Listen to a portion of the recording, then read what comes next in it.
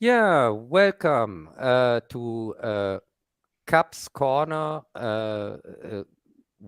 But I give to Greg because I have no clue what I have no uh, uh, writings like normally because I'm uploading something and it gets a little bit in the way.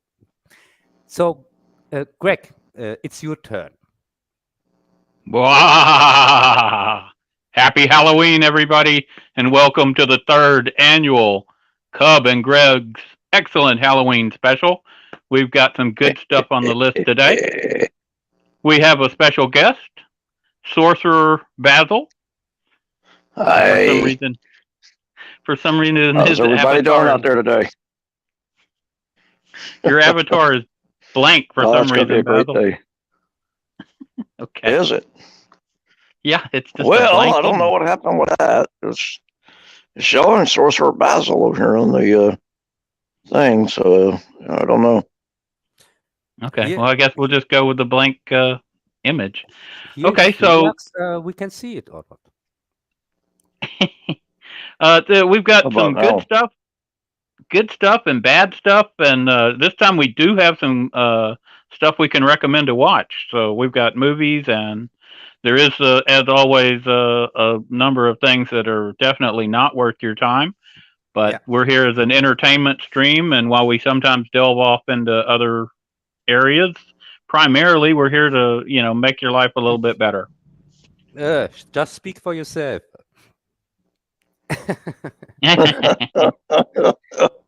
Cub, you sound disappointed. Yeah, as a German, of course, I'm not here to make anybody's life better.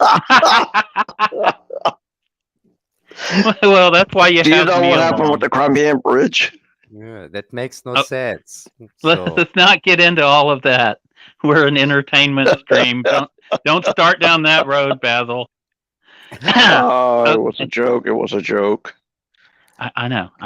But that's what I was Trying to saying. lighten things up a little bit. I know, and we do need to lighten up because oh my God, it's hard, especially in Germany. My heart goes out to y'all people and everything you're going through, and yeah. hopefully all this will be resolved soon. Yeah, here in Germany, it really sucks, I can tell you. They have passed a new law which is about war crimes, which says when you say something like the Ukraine war was not started by Russia, it was started by Ukraine. Then you can go to prison for that. Oh my God, you're Yes. kidding. No, I'm not kidding. We have here a law which is called hate speech. No, I'm not kidding. We have Oh, and sorry about that. this hate speech law is normally for anti-Semitism and so on. But Yeah, they made it bigger, this law, and now this law also, it's not just when you anti-Semit or something like that, they talk like that, or when you say when you deny the numbers of World War II. Now it's also about uh, uh, just regular wars that are going on. If there's a war from the NATO against the country, and you say you don't say exactly the opinion of the NATO or of Germany, well, Germany NATO is the same, then it is considered hate speech, and oh you can my go God. to prison for that. And this law, they passed this law a few days ago, and they didn't even pass it as a law for itself. They put it together with another law that nobody talks about it. You know the Yeah, story? That's that's insane. how they do stuff here. When recently they passed a huge spending bill, they called it the anti-inflation bill when it's going to cause huge amounts of inflation. So, usually they wrap stuff up in something and then give it the opposite name of what it actually does. Yeah. I guess we can't really discuss what's really going on over there, but hopefully it'll be resolved quickly. I want Germany to be energy independent. I think with nuclear, coal, and renewables, that it could be independent. I think they've been led down a path where you're relying on other people and you shouldn't be relying on other people. And, you know, you need to have, and I think, you know, the Earth has went through lots of climate changes over the millions of years, and possibly this is caused by man, but certainly none of the previous ones have been. And nothing perhaps is caused by man. Please. Perhaps it's not caused by man. Perhaps this is just natural. And if that's the case, then you're throwing away your prosperity on a lie. And I think that you need to at least be able to discuss it. The problem I see is that you can't discuss these issues. Like you're saying, you pass a law where probably if you say that the climate change isn't man-made, you could go to prison or something. That's insane. Yes. I can go to prison for hate speech. For that. Yeah, that's that's not fair. That's crazy. I So see you what you're can talking about with the avatar, though, Greg. I've tried to correct it, but it doesn't seem to want to correct. Yeah, and the thing is, we are now in the same state like back then, 80 years ago, like a fascist state. Germany we can't is now talk official fascism is here now. This is official, because when you aren't able to talk about anything, that's dictatorship. That's not democracy. That's why in the Constitution, it's the very first amendment is the important one of freedom of speech. You cannot go to jail for anything you say here, and that should be how it is around the world. I'm very sad that y'all don't have the protection of the First Amendment. I'm shocked that I knew y'all had the hate speech laws about the talking about what happened 80 years ago, and you know, I can understand why you have that, but that's not something that I agree with. You should be able to talk about anything. It's better to be able to. We just shout those stupid people down. If you say something stupid, you know, I'll respond with, you know, the appropriate response, and then you talk it out, and it's better that way. But Greg, if you are able to talk about mistakes from the past, you could learn from them. And so that's to true. prevent learning excellent thing right there. Yes. Yeah. That's an excellent point. Yes, and they don't want to learn from fascism, from the mistakes in fascism which were made 80 years ago. So now we aren't allowed to talk about it anymore. That we repeat the old mistakes again. That the people don't see the similarities between the fascist system that we had 80 years ago and the fascist system that we have now in this moment. Yeah, that's very unfortunate. I'm very sorry to hear that, guys. I really am. They are protecting their regime. They are. You know, Germany is a country with a lot of history, and not all of it. You know, so many people think it's all negative, but it's not. There's a lot of good things about, you know, it's a beautiful country to see. Yeah, I know. But as I said, this is the state now in this moment, and I keep you updated. But it could be that people now get fined or arrested for things they say or things they have said in the past. Everything is possible. As I said, we have now the same regime like in the GDR here. Can you remember the before East Germany? East Germany. Like in East Germany, we have. It's even worse than it was in East Germany back then. They had wasn't it the Stasi secret police that they had people informing on each other and you couldn't speak, and it was a nightmare. Yes, it was truly a nightmare. Exactly what we have now. That is, we have exactly East Germany now. East Germany in all Germany. That's terrible. Well, you did merge with them, but I thought y'all guys were going to make their lives a lot better. Y'all did get rid of the Stasi, and you improved the lives of East Germany, but now things are getting bad.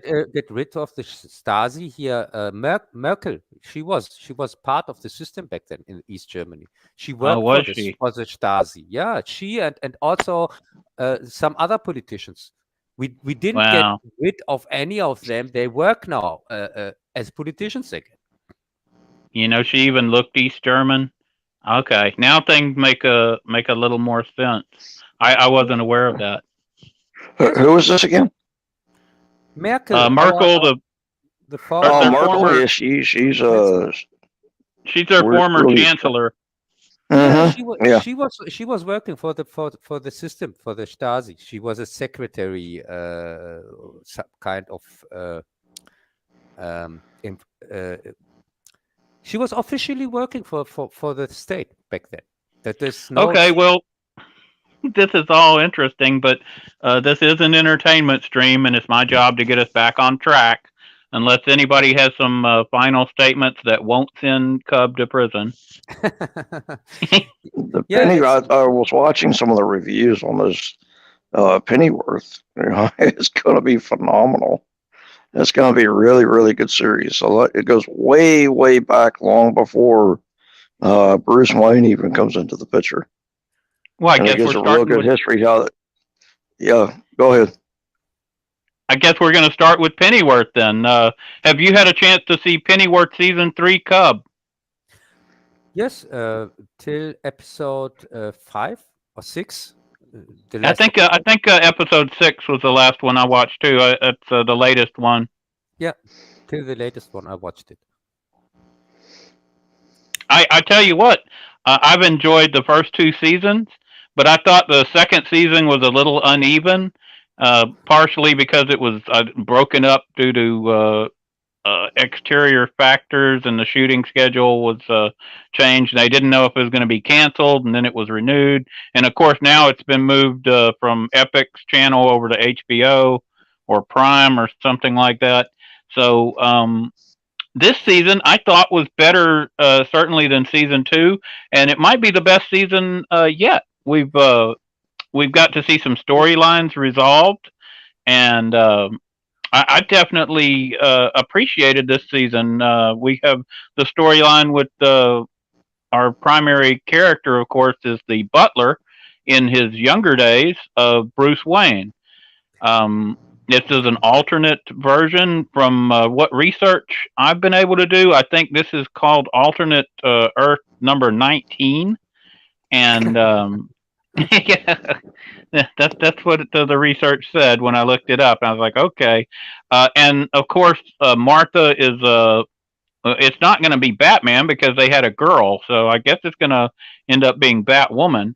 But if the same people do a Batwoman show based on their ability to do this Pennyworth series, I think it would be an excellent show. Even if Batman is gender changed, it looks like they could do a good job with it because these people know how to write. And I'll tell you, me and Cub's and Bazzil's problems with their gender changing and all their color changing isn't so much that they're doing that, although that can be a problem in some circumstances, but it's that they're poor writing and their inability to tell a story and their terrible characterization and their political agendas being shoved into it by people who are only there because of their politics. Basically, they can't write. So this one, I don't see any political agenda shoved in it. I just see them trying to tell a good story. What do you think about all that, Cub? Yeah, did you recognize that now the title has an undertitle, the Adventures of or something, the young butler from Batman or something like that? Is the second Yes, title. I noticed it did have the undertitle. I think that was just because to let people know that this is Batman's butler, and I think they were afraid that people weren't realizing that. And in the first season or 2, they really didn't play off of like the which was smart, and I hate this new second title because now it makes it makes the series kind of hanging on Batman, but it's many episodes are much better than Batman, so they don't need this crap. That's true. And they haven't introduced the I wouldn't call it a supernatural element. I would call it a superhero element until the end of season 2, which is going to allow them to bring in the kind of villains that Batman fought, which it looks like it's going to be well done. But I agree they didn't need to add the little tagline underneath, but it didn't bother me. I figured that was done because they brought it in from Epic's channel over to HBO, and HBO, it was like, oh, people won't know that it's connected to they wanted to play it up, and so they added that. If you have somebody running around who is calls himself Thomas Wayne, please. They definitely shouldn't have added it, but it didn't really bother me because Martha and Thomas. Well, that's true, and of course, they have gender swapped Batman into a girl. I assume it's going to be Batman because they only have one child. Perhaps they'll have another child, and that child will be Batman. We don't know for sure that this child that they have in England. I'm just picturing Batman being a woman with a British accent. Yeah, but we maybe on Earth 19 he has a big sister, but in our reality he doesn't. Batman is the only. Well, there you go. I wasn't aware of that. I did try to investigate the alternate version 19, but I didn't get that far with it. I'm not a comic book guy like Jez, who's hopefully going to drop in later to discuss the latest Halloween movie, and maybe Cub. Perhaps Cub is going to love the latest Halloween entry called Halloween Ends. Yeah, sure. That's and why perhaps I changed the title from. Didn't you recognize that this video, my last video, Halloween video, had a very unusual title, which I have never used before. That's the first time where I put Cub Kills in the title. Cub Kills, Halloween Ends. Normally it's Cub Versus or something like that, but I never use words like kill or something like that. This is the first time because I hated it so much. I did notice that. But, that might be just you trolling people. Perhaps you actually, did enjoy the movie. We won't know until Jez shows up because that's when we're going to discuss Halloween Ends. Yeah, and by the way, hi Andy, schön, dass du da bist. Andy is the guy who is every 2 weeks with me on Friday on the German stream. And he is... yeah, it's nice from him that he shows up to listen to us a little bit. Yeah, that's great. We're very happy to see you. Yeah, and so I would say Pennyworth, this third season. Could you see it, Bazzil? I saw some of the trailers of it. I haven't quite had a chance to see the whole movie, but it's what I saw is going to be phenomenal. I really look forward to it. Bazzil's planning on going back and watching the first 2 seasons again. So by the time we do our Christmas stream, he will have had a chance to see the entire series. Beyond a doubt. I'll be able to check those out starting this evening. So we still have half a season to go on Pennyworth. So what we'll do with Bazzil is when he comes in next time, he can discuss his thoughts on the entire series. Yeah, and I would say this third season of Pennyworth is well done. As you said, it has a much better structure than the second season, which I like. And till now, I kind of liked every episode, but I wouldn't. I have to see how it ends, how they bring that home, because even the second season was uneven, but we had this exciting fascist system that they had to fight against, which was kind of interesting. And now I don't really know where this season goes. What's the end goal of this season? No, but it's been interesting as it went. We just at the end of the last episode, we saw a storyline end up where I can't think of her name, but the kind of crazy person who's been there since the very first scene of the first episode. It looks like she finally died on that park bench after sending the baby she had snatched away. Yeah, and there's also another storyline with this music that lets and this drug that lets you go crazy and kill people. I think this storyline is still going on. They kind of resolved a bit of it, I think, but I don't know. What do you think, Greg? Do you think that drug is what made Bruce Wayne go and kill his father in Gotham? We finally got to see Gotham City, so they flew back and he actually murdered his father. So Batman's grandfather was killed by his father in this alternate reality. Yes, in this alternate reality, because in the normal in our reality, this doesn't make sense that Thomas Wayne wears even a gun, because in our reality he doesn't have a gun. If he would had a gun, he wouldn't get shot after the cinema viewing. Well, in our reality, I don't know that he worked for the CIA either.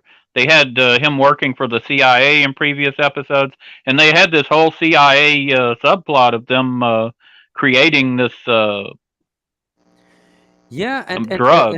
And this doesn't make really sense in our reality, because if Martha and Thomas are super agents, CIA agents, well trained and with weapons and so on, can defend themselves, of course they wouldn't get shot by somebody in the alley.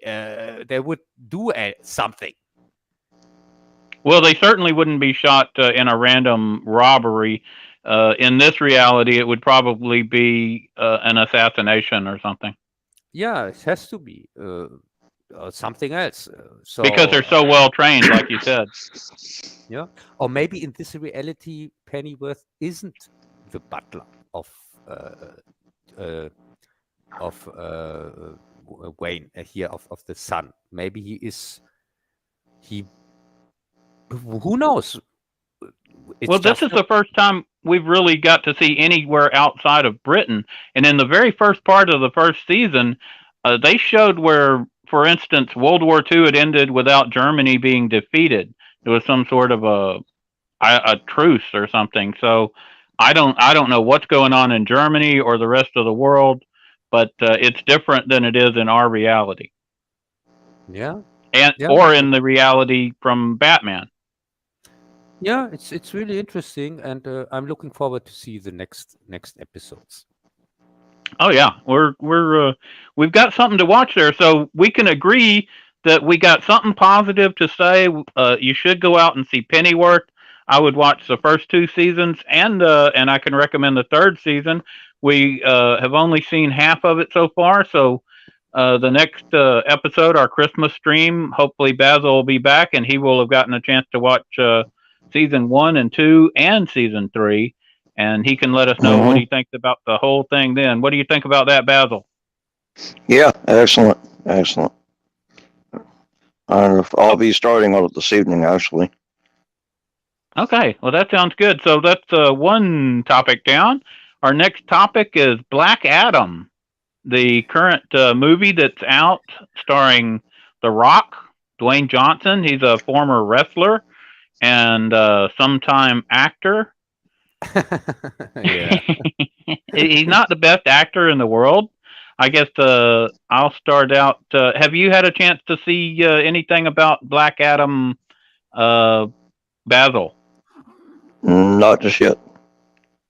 Okay, so basically, I like the movie overall, although it has some parts that I found annoying. Like it's got an annoying kid who I don't Yeah. know. Yeah, and this is becoming a trend. What was our movie with Sylvester Stallone that they saddled him with a kid as well? Yeah, but in the Well, one of the story, Rocky movies, yeah. but this time it made a little bit sense in the story because Black Adam lost his child back there Right. in the past, and I think also his wife or not. So kind of it kind of makes sense that now he has Well, it he makes has more sense than it did in the previous movies where I'm just saying I'm seeing something of a trend where I don't know if it's like to me it reminded me of the early 70s, late 60s Godzilla movies where they started putting a little kid in there and a lot of the plot would revolve around these kids and unfortunately normally the acting level of a young child is not able to hold up to a big budget movie. And when you combine the acting of a young child, which admittedly, better than, The Rock, with and you got The Rock and the child, or in the other case, oh God, what was the one where he was a twin? Uh, we where, reviewed it just. where the Rock was a twin. No, Sylvester Stallone. He was that superhero, and he was Samaritan. That was it. Thank you. Yeah. And anyway, in that one, they had the kid who was found him out, and he had to act with him the whole movie. And I'm just saying it's kind of a trend. They're starting to stick these kids into the superhero movies the way they did kids back then, and it really drags down the movie when they do that because and they're all fatherless kids. Don't forget that. Yes, it's the same story, and they're pairing them with the worst possible actors. I mean, Dwayne Johnson and Sylvester Stallone do not need really. They play better off when they're playing against some actually good actors, not when they're having to deal with the little children. Yeah, and who basically one good actor we had even in Black Adam, we had Pierce Brosnan as Dr. Fate, which was very good, I think. But on the other hand, there was a lot of it was a hero who's willing to kill. He doesn't just kill innocent civilians; he's killing these army guys and or mercenaries. I'm not sure what they are. Who's coming to kill him? And I don't understand the motivation of these mercenaries to just fight to the death for whatever money. When you see that you're up against a super and did you get the feeling that this looks a little bit familiar? Because for me, this Kandahar place, or what they called it, was clearly Iraq, or not? Yes. It was. And these occupiers were clearly some Western people from the US, like BlackRock or something, one of the or Great Britain or something like that. So the normal occupiers that are now occupying these Arabic states, like Iraq I kind of saw it as an anti-colonial message. Yeah, an anti-colonial message, and so we get a kind of a hero or a villain that kills the occupiers, and the people are cheering for him. And I really thought, oh my God, this is crazy. I've never I never thought that I could see that anytime in a movie. Of course, they don't call them Americans or Britons or whatever. They call them intergang. International gang. No, I mean, in the actual point of fact, it would be an actual government. Although I guess they could use one of their fake CIA. I don't know what you call them, fake companies that are.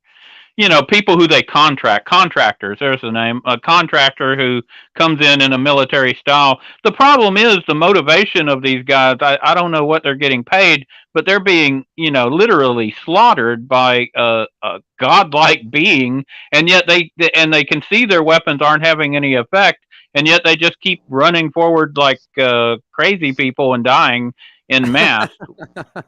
Yeah. Yeah. That was so stupid.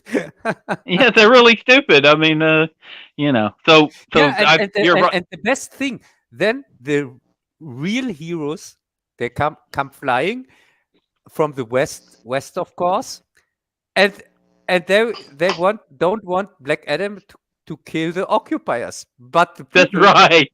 people Because don't that's want that. wrong. Yeah, but the people don't want that, and so you get this huge anti-colonialism vibe from this movie. That's what I got. Yes. Yeah. So maybe You can't come away from the movie without that. And they did seem kind of British to me, although they had an American twang. But the Americans, I don't think would have, just ran forward to get slaughtered. They would have retreated back. yeah, and also we are not talking about the Americans or the Brits, the people. We are talking about the governments, of course. And Oh yeah, right. and it doesn't matter if these are Americans or Brits or French people.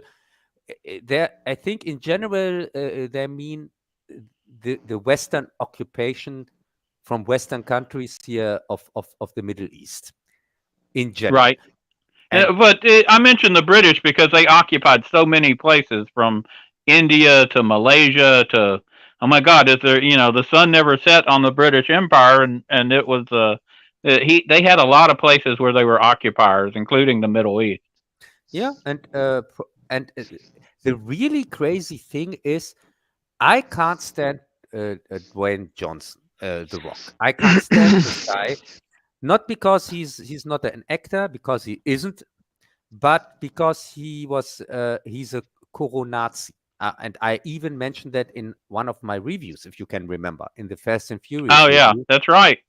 Yeah, well, because he made he told people they should wear a mask and they should get vaccinated and all these things. So he's a 100% Koro-Nazi asshole. Well, he to give him credit, he's not that intelligent. He's a wrestler, and he parrots what he's told. Yeah, but So for me it makes no sense if a Koro-Nazi guy like Dwayne Johnson, who clearly hates everything free speech or freedom in general, or Schwarzenegger, these are people who Schwarzenegger even said, "Fuck your freedom." These are people who hate freedom, or somebody like Wonder Woman here, Gal Gadot, who killed as a soldier. In Israel, she killed women and children. She killed women and children as a soldier, but they pretend. Well, she was Gal Gadot was a member of the Israeli Defense Force, or whatever they call their army, right? Defense against whom? Against children, women, and children. So these people, but they are sold us here in the movies like the heroes that protect women and children. But in reality, they're against everything what a democracy stands for. Yeah, so, that's pretty. It's ironic to say the least. Ironic, but still, it's extremely ironic. But that's how it goes in Hollywood, though. These people, they never portray the type of people who they actually are. Their politics are so crazy. Yeah, maybe they. Or this asshole that portrays Captain America. In the movies, right. he's the best superhero. Winter Soldier is my favorite. Is the only MCU movie I like. It's the only one I say it's a very good movie. That's totally opposite how he is in reality.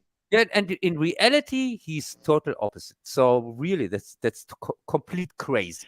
Well, it makes it really hard to enjoy movies if you allow the politics of the actor to impinge on your enjoyment. I for the most part, I try to separate the two out. but it's very difficult. It's like another example is Captain Marvel, Brie Johnson. As she said, this movie's not made for you. She doesn't want Jez says the same thing. Maybe it's not made for us. I don't know. Yeah, maybe it's really not made for us. But besides that, And she's very specific. She's like, if you're, a white guy over 40, I don't want. She like banned white guys from doing interviews with her. She discriminated openly, and she lauded and applauded and given accolades and awards for that point of view. And that point of view is discriminatory. We're supposed to be beyond looking at people's races. It's wrong. You're not supposed to do that, and they're doing the opposite of what a hero is supposed to do. Yeah, exactly the opposite, and especially DC is a specialist to put these people to sell us these people as these heroes, which makes no sense at all. But that's another discussion. Let's talk about the plot from Black Adams. What did you think? You go ahead. I've said enough. It's your time. Yeah, okay. So Black Adam gets awakened and from this woman that is in need, and she was searching for the crown that makes you king from this special metal, and this is the reason why this intergang is acting there and is occupying the country. Because they want this precious metal, which they call it Eternium, or it's basically the unobtainium of this deal. It's always some magic metal or something, like they did Mithril in the Rings of Power show. It's like they have to create one of these mystery box type situations or some totally unbelievable. To me, that makes it unbelievable when they add in an element like that. But go ahead. Yeah, and so she wakes up Black Adam, which is not called Black Adam the whole movie, by the way. Even he's never called Black Adam. We see Black Adam with the titles when the title appears at the end. Well, one thing I thought is they took too long to even introduce the character, because I'm not a comic book guy. I'd never even heard of Black Adam. Like you say, they don't call him Black Adam, and I didn't even know who the heck he was or what his backstory was. They started out with that. Shouldn't he be called Shazam? Because the guy who turns into Shazam after he says the name Shazam, this boy, he's called Shazam. And Black Adam is called just his regular name. And also the guy before him, from which he got the powers from his son, was also not called Shazam. But shouldn't they be called Shazam? These superheroes that turn themselves, become a superhero by saying Shazam? Yeah, he doesn't gain his powers until he says his magic word, which is exactly like Shazam. Which it is Shazam. These are the same people who gave Shazam the powers. So they gave it at first. They gave the powers to his son, but his son gave them to the father, who was wounded and gets to die. So he gave it to his father, and his father became the superhero. But the son was without protection anymore and got shot. And so his father didn't use the powers to free his people. He used it for revenge. And he exploded during his revenge and killed almost everybody. And that's why the power people said he is not the right one, or something like that.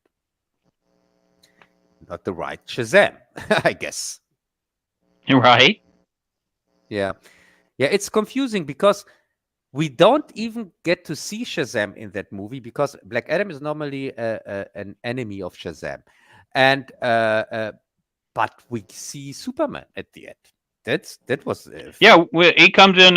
Henry Cavill Superman comes in as a cameo. Do you think that's a foreshadowing of a return of Henry Cavill to the Superman role? Yes, I think that's a foreshadowing, and also guess this depends on the box office from Black Adam. If Black Adam does well, then maybe we get a not an erased woke timeline or something like that. That all this woke stuff goes away or most of it. But of course, if Black Adam doesn't do well at the box office, I don't know. Who knows? Well, that's true. That's a good point. This movie does move away from the woke element that we're seeing. I think we could mention that James Gunn has been picked to head the new DC studios, and he's not the type of person who does woke movies. You Yeah, know, when he did before Birds of Prey, he did the Suicide Squad. He had the hot chicks dressed as hot chicks. You know, he's not afraid of the male gaze and this other stuff that we're seeing. I think we're going to see a turn away from woke because Marvel is going even more woke with the She-Hulk. We'll talk God. about a little later, and all their movies, everything. I mean, like they're replacing the Wakanda main character. Unfortunately, the actor died, but they're going to replace it with, of course, females, not one but several, which seems to be. They do it in every episode of every show. They Yeah. they've gone crazy. So I think DC under Gunn is going to be anti woke, and we're going to see, even if the box office isn't outstanding, I think with his influence there, the box office clearly was good enough, considering that you've got The Rock as your primary guy. You don't have any of your Superman. Really, a cameo at the end isn't enough to draw in people. But if they would have put Superman in a major part of this movie, I think it would have done much better. Yes, of course. But I think it's a good thing, not directly to start out with Superman or something like that, because a movie has to stand on its own. That's important. You can't constantly hang on Superman or Batman or whatever. I agree, and I'm just saying if they would have brought him in for maybe 10 minutes of the movie instead of a little cameo at the very end, it could have made a difference because people have been waiting for his Superman in a decent movie for a long time, and if they just brought him in for 10 or 15 minutes at the end, I think it would have boosted the box office by 30%. Yeah, I agree on that. But like it is now, I think DC is on a good path because they shelved the stupid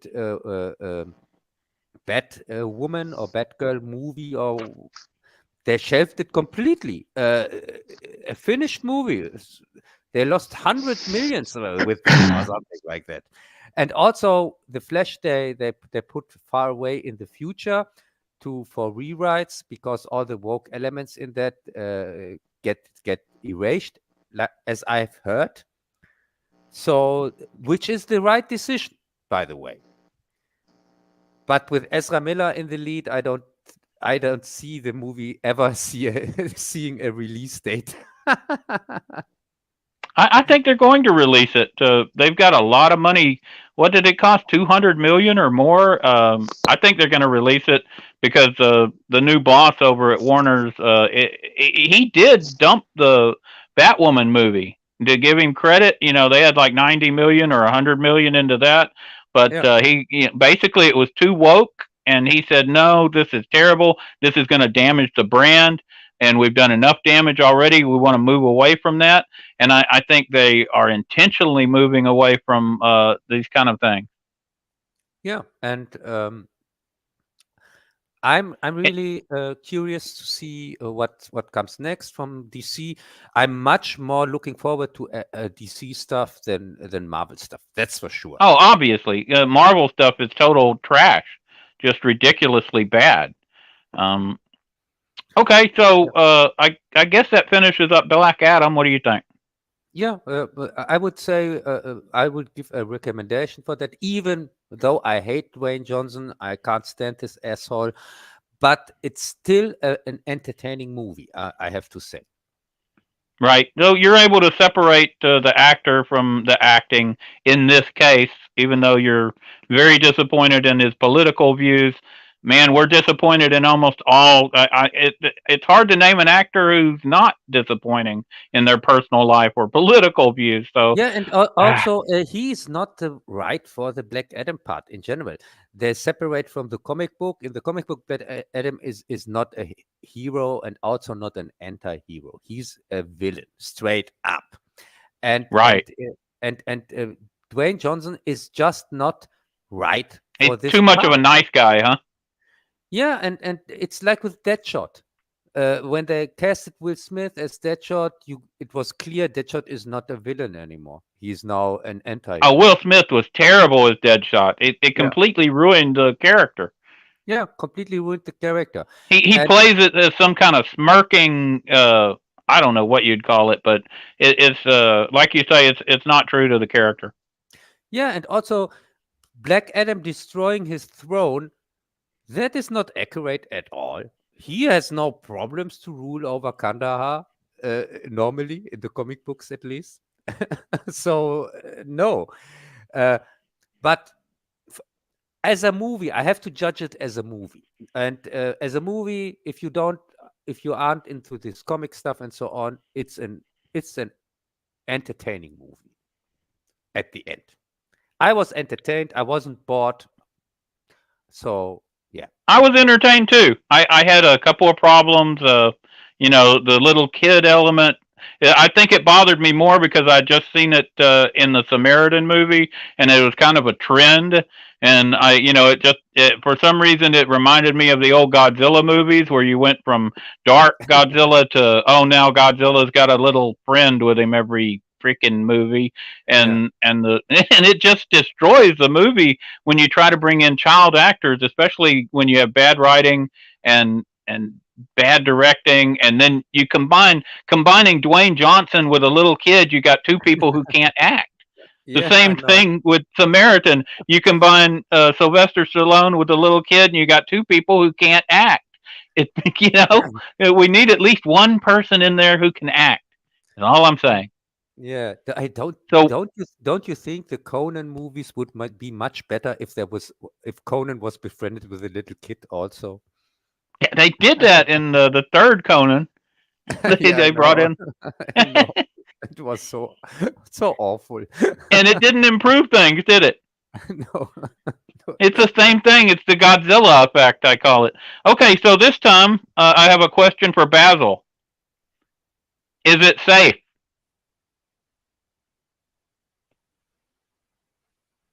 Bazzil, are you there? Oh, it doesn't seem to be safe, I guess. Bazzil?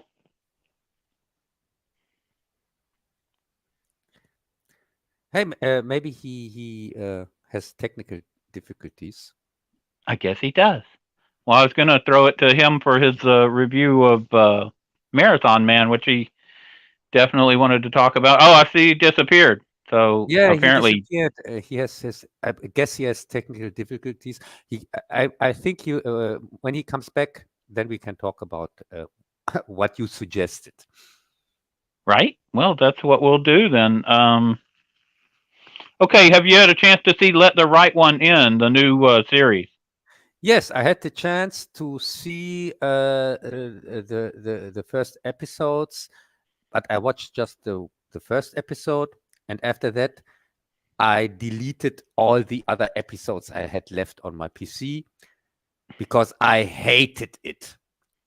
I couldn't stand this take on the subject matter. But what did you think about this new TV series? I thought it was highly derivative of the original movie. It was like a child trying to do a cut and paste job. You know, you have the elements there, but the acting, the directing, the writing all kind of let it down. Yes, and also we don't want to forget the author of the novel. He sold the rights for his novel for a movie, and he didn't know that he also sold it for a TV series. So he I has, didn't realize that. How did yes, that go down? yeah. I have read a little bit about this subject matter. So this poor guy, he has zero involvement with this new TV series, and so they make everything up as they want. It seems like, and of course we have these diversity tropes. Now it has to be first off, this little girl. It looks a little bit Chinese or something like that, or didn't you think so? Yeah, she's definitely I'd say Eurasian. Yeah, Asian, and also the little boy now has to be a little black kid for reasons. Normally, I'm fine with that, but this kid can't act. Sorry, Yeah, we he had can't act at all. I mean, at it's all. bad. Yeah, And he's it's the primary actor in this. You know, you have the others around, but you really need that kid to sell this thing. And in both cases of the original, wasn't it French movie, and then the American I think Denmark. remake, you It was. had the Denmark. Sorry to the Danes, but I did see the original, and I thought the original was superior. The European, I'll call it, version was superior to the American remake, Yeah, to but the both of them. Matt Reeves remake, by the way. It's the guy from the Planet of the Ape movies, from the new Oh, ones. there you go. Cloverfield. But yeah, the acting really lets it down, and of course, they move. To go over a little bit of it, they move in an apartment next door to the child we're talking about is a black mother and her Yeah. son, and she's a police detective, and Ah, she doesn't pick up on these people being. I mean, the girl doesn't go to school. The guy's out being a serial killer, and her son is talking to him, and he actually murders the boy's father. Uh, so yeah. it's terribly done. Yeah, they needed so much more. They had to add so much more to the simple story, and so they make things up. And I couldn't stand that. I So thought, basically, thumbs I down on this one, right? for me, thumbs down, because to watch seven, not more than the next 7 episodes of that, because I watched the first one and I thought, oh no, I can't sit through 7 hours of this more. That's impossible. Well, So I I made it up to the fourth episode, but it's hard to go on. As you're saying, it's getting worse, Cub. It's getting worse. Yeah, do you want to say something about the missing episodes, which I didn't see, the second, the third, and the fourth one? Well, that's what I'm saying. They move on to basically her father, or not father, but the one who acts as her father. If you've seen Let the Right One In, he started out as her age, and then moved up to lived his life and became like a father type figure. He gets a job at a restaurant for some reason. Uh, there's a whole side story of this lab that is working on a cure supposedly, but it's not a cure, and so they have monkeys, and it's just they bring in these elements that don't fit with the story at all, and then they take away from the story, and then they have this deadbeat father of the black child. Of course, the wife is like hounding on him because he's not good enough and he's not there and he doesn't have a good enough job and he's never, but it was really difficult to watch. And then he's trying to be there for his son and he gets murdered by our protagonist. Yeah, and don't forget that this parallel story with which the first episode started, where this kid gets burnt in the sunlight. This completely nonsensical scene at the first episode. Oh, that's right. Yeah, but where does this plot goes? Who are these people? Yeah, well, it's not worth your time. Bazzil, can you hear me? Bazzil, testing. I see you there. And he's gone. I wanted to go to him before he disappeared again. Yeah. And as soon as I try to talk to him, he has technical deals and it drops out. Although this time we did see his avatar.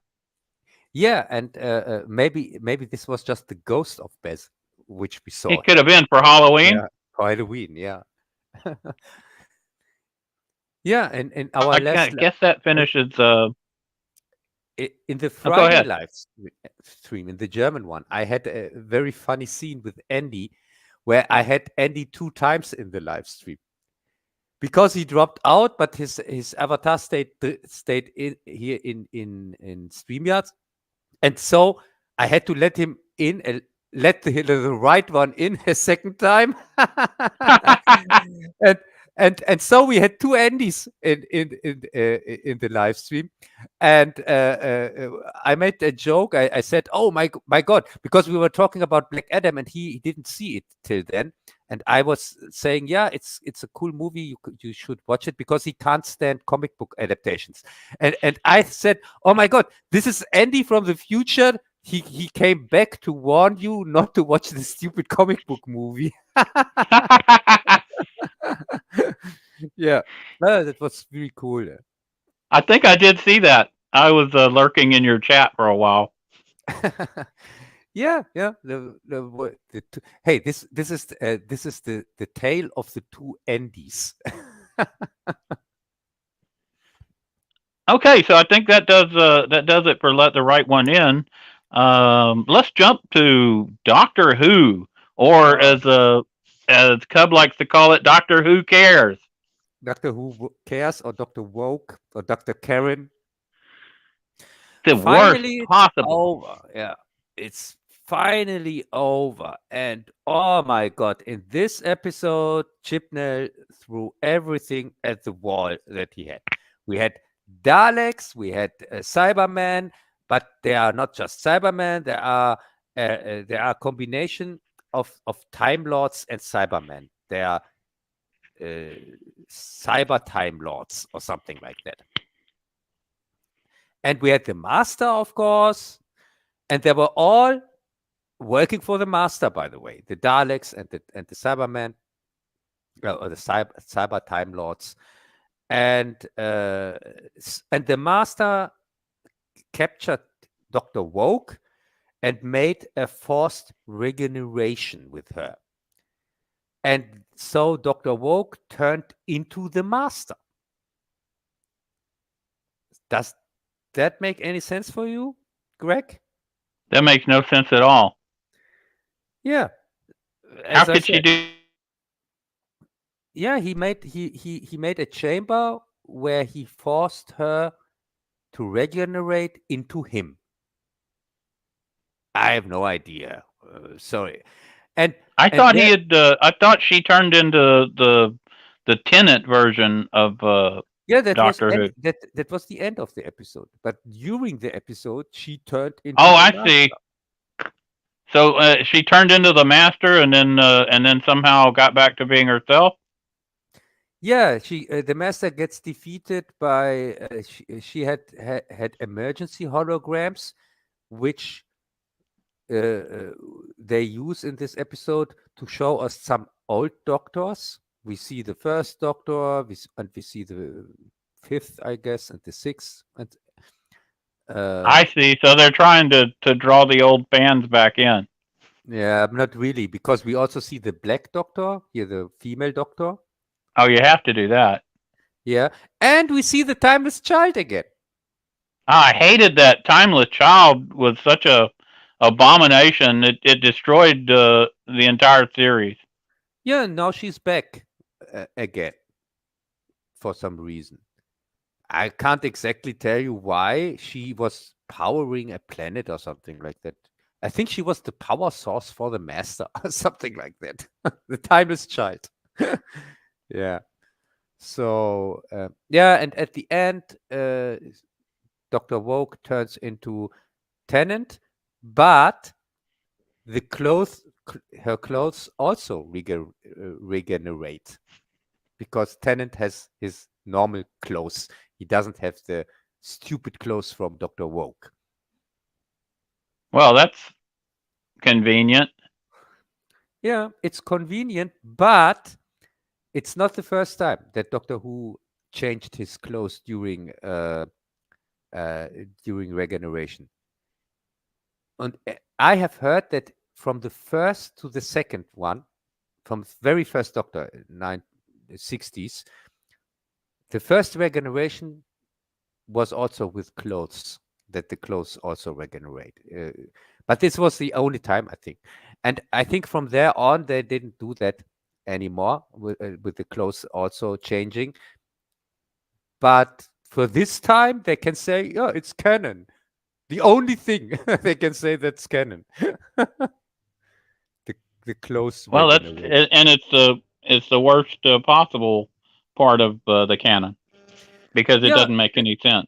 as usual, they always use the worst things they can find because they are hacks. You know that. So they try now And with it's easier for them to write. And it gives them an excuse. And then they can say, "Look, we're sticking to canon," when clearly they're not. All the other versions didn't do that. But okay. yeah, I know.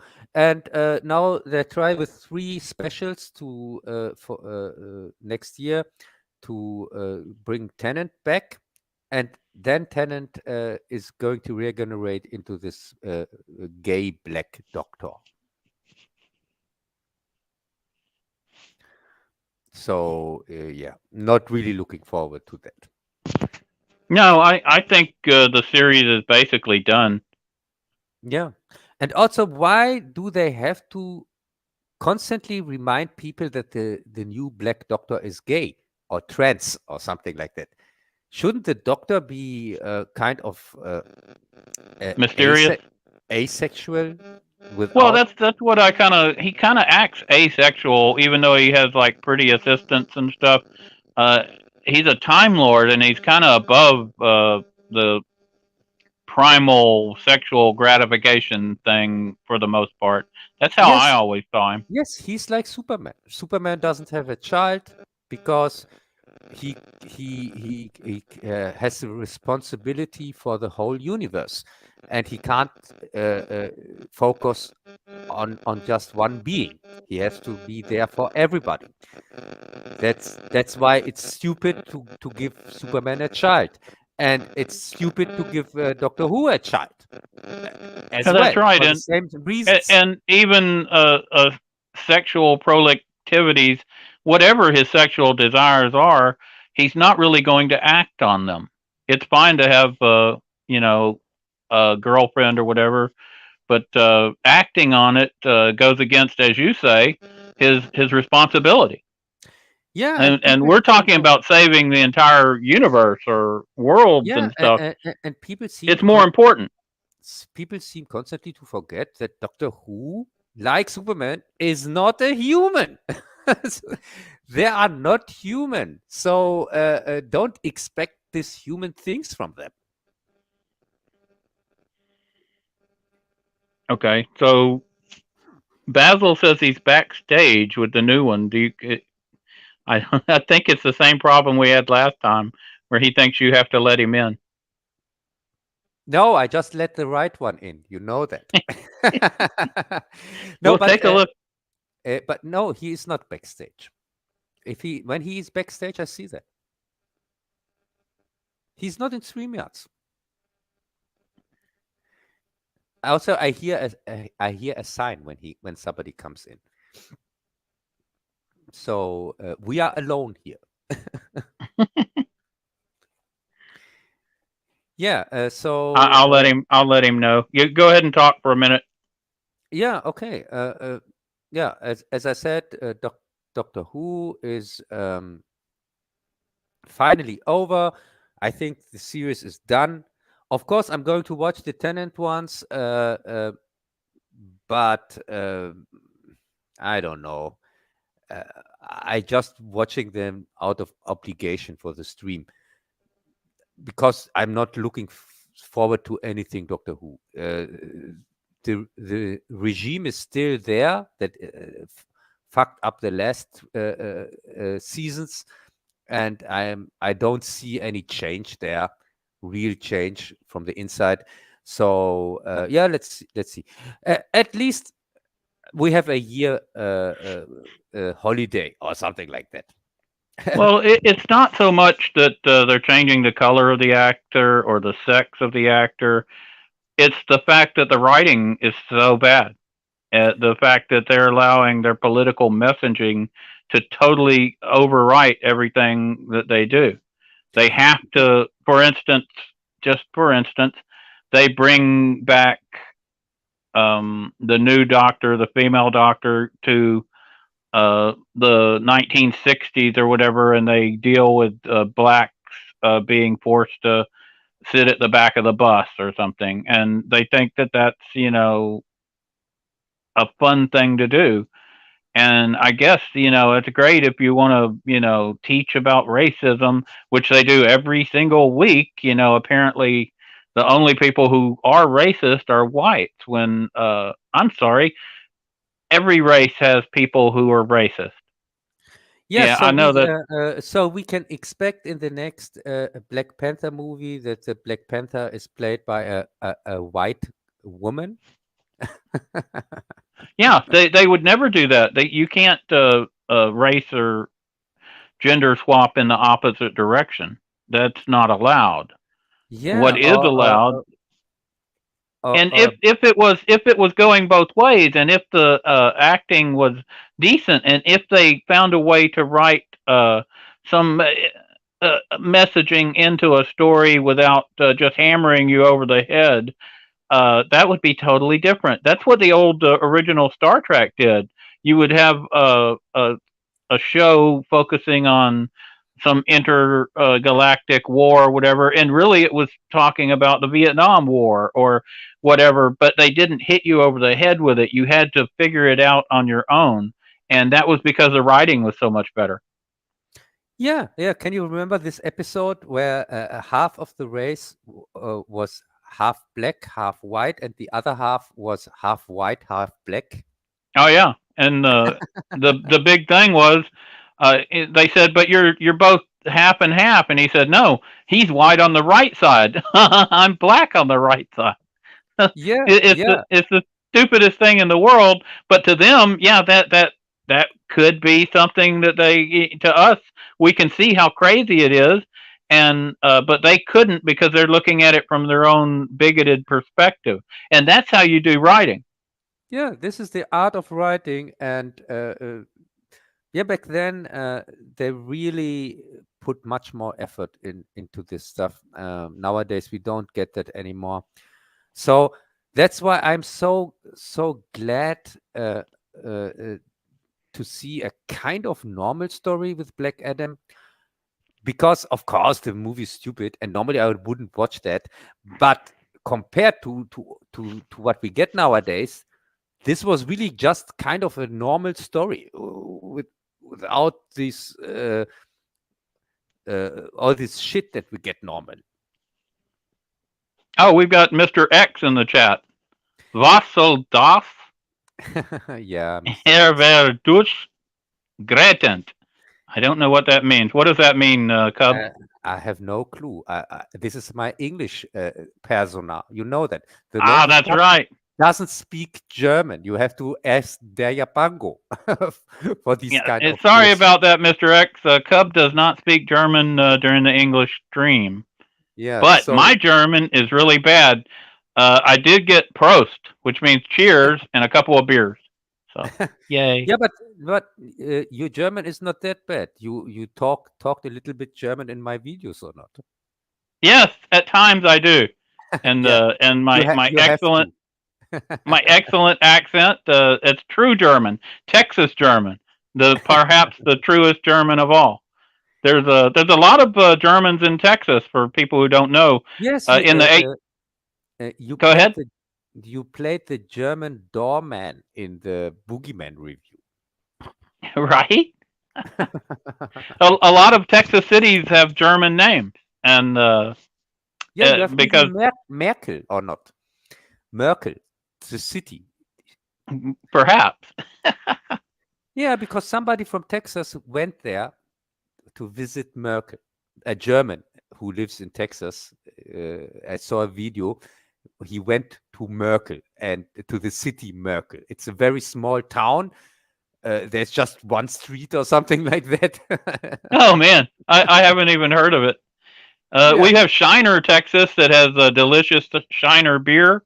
There's just a whole bunch of cities here that are named after Germans because when Texas was an independent nation, which hopefully we will be again, back in the 1840s, the Germans and the Texas were very close, and a lot of Germans immigrated here.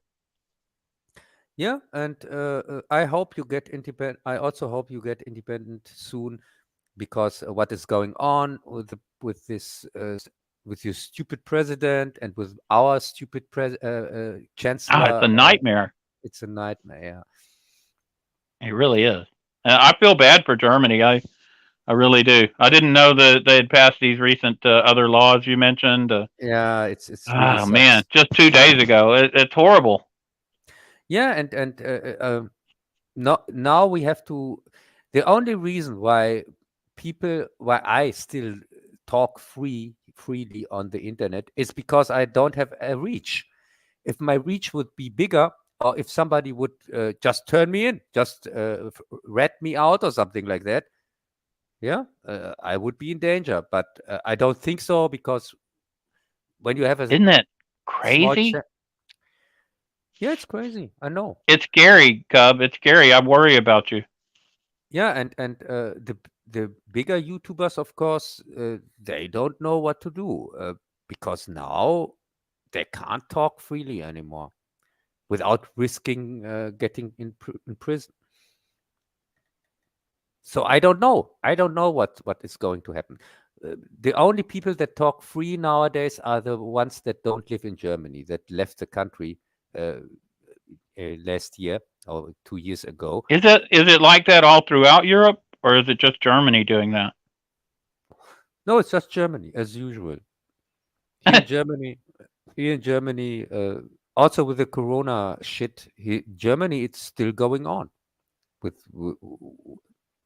the measures and so on. So yeah, we don't want to talk about that. Oh well. I'm sorry, guys. I really try to stay positive. So I guess unless you've got something else to say about Doctor Who, we can move to the next thing. No, let her rest in peace, okay? Right. The whole series had a stake driven through it, and it makes me sad. Yeah, really. Okay, have you had a chance to see Cobra Kai season 5? Yeah, of course, and I liked it. I thought when you get used to the idea of this universe, of this Cobra Kai universe, where in a small village, everything there are so many karate places, and everything is about karate. Well, and this year we got to see that it's actually international too. Yeah, and I didn't know that places like Germany are you planning on opening a Cub Cobra Kai school in Germany? I think it would do well. Hey, maybe we see in the next season of Cobra Kai how the Intergang gets formed when they become international. Yeah, The- maybe so. yeah, I like how at the end of the episode, instead of ending it with another tournament, they actually had a big battle at the bad guy's house. yeah, by invading it, which is completely illegal. But as I said, if you get used to this world, this universe, Well, yeah, you notice the cops don't interfere with karate stuff, and that's totally accurate. I mean, yeah, if you were just a normal criminal, but if you're using karate, if everybody's using karate, the cops are like, "Oh no, y'all handle it yourselves." yeah, it seems like that. Yeah, but this season was entertaining. The only annoying thing was, as usual, Ralph Macchio, because he's not that good of an actor, and also he didn't get a good storyline. I think it was not really believable how he went his down went that he went down, and then at the end he was uh, back back again. But I thought, yeah, but it was not that bad that it was distracting or something like that. I don't expect much from Ralph Macchio, so yeah, it was okay for me.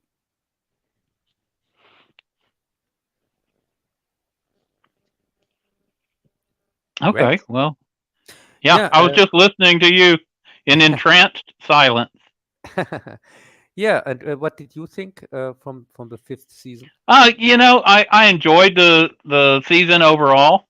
I thought it was, you know what, a lot of it was fairly heartwarming. I could sense Cub's Grinch-like heart growing 3 times larger. No. Yeah, they had people having babies. They had father-son moments. Uh, None of that really worked very well, but okay, it was something different. They moved away from the constant training, and you had a new villain. They're bringing back obviously the original villain, and his story in prison was pretty good. Hey, I think we see Bazzil. Maybe we'll try to bring him in this time. Bazzil, Indeed, can we you hear do. me? Yeah, I hi can hear Okay. Basil. you. Nice. Okay. Okay, so generally we recommend Cobra Kai season 5, right, Cub? Yes, yes, I'm cool with that. Okay, I have a question for you, Basil. Yes, sir. Is it safe? Nope, it is not safe. As long as you're Okay, trying to pull my teeth. okay, so Basil wanted to discuss Marathon Man, the Dustin Hoffman movie with Roy Scheider. We actually have 2 Roy Scheider movies from the 70s, which are both really good. And what did you think of Marathon Man, Basil? Yeah, I thought it was a very good movie. It's very well written. Dustin Hoffman did a fantastic job in this. Uh, Better than some of the other movies I've seen with him in. Uh, One of my favorite scenes, of course, is what you were talking about with the dentist. Well, the doctor that was trying to portray himself as a dentist and yanking his Well, teeth out, wanting information from him. Is it that's safe? that's Laurence Olivier. He's playing a German from World War II who has some diamonds, Uh-huh. right? Yeah, it's a diamond thief. That's right. And I don't I want to think. spoil too much of it, but at the end, it gets very, very interesting at the end. Well, it's a Where 40-year-old movie. You can spoil the movie, Basil. Go ahead and just tell us. the end where he meets his fate and he is trying to fight for the diamonds, and the diamonds end up getting thrown into the river. Well, he has Was, he has like a special sword that pops out of his arm, doesn't he? And that's what he yeah. kills with. I thought this was a very good movie by Roy Scheider. Even Yeah, though he he has did a a limp. fantastic job with that movie. I was very surprised. He has some really good movies in the 70s. Dustin Hoffman, I think this movie and Straw Dogs were two of his best movies. Yeah, I haven't seen Straw Dogs in a while, but it was a great movie. Yeah, that's It's where. well worth going back to watch again. Yeah, well, maybe we'll discuss it sometimes. That's where they're under siege in a Scottish cottage. It's a Mhm. 70s movie, and that's well done. What do you think about Marathon Man, Cub? Oh, I really liked it. And we are talking today about two movies with Roy Scheider, you say, Yes, this one and and Sorcerer. yeah, and Sorcerer, which is from William Friedkin, and this one Yes. is from John Schlesinger. And people, I have even reviewed a movie from John Schlesinger, if you can remember. I reviewed The Falcon and the Snowman. Oh yeah, that's right. Yeah. Oh man, that was another good one. Yeah, and That was a most classic. people Well, I haven't seen that probably, one in a long time. And of most course, that people, was a true story. yeah, and most people probably know Schlesinger from Asphalt, from Midnight Cowboy. Here in Germany, it's called Asphalt Cowboy. But you know it over there under Midnight Cowboy.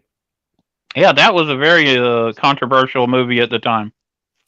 Yeah, it's a very famous movie, and yeah, Schlesinger is very interesting director.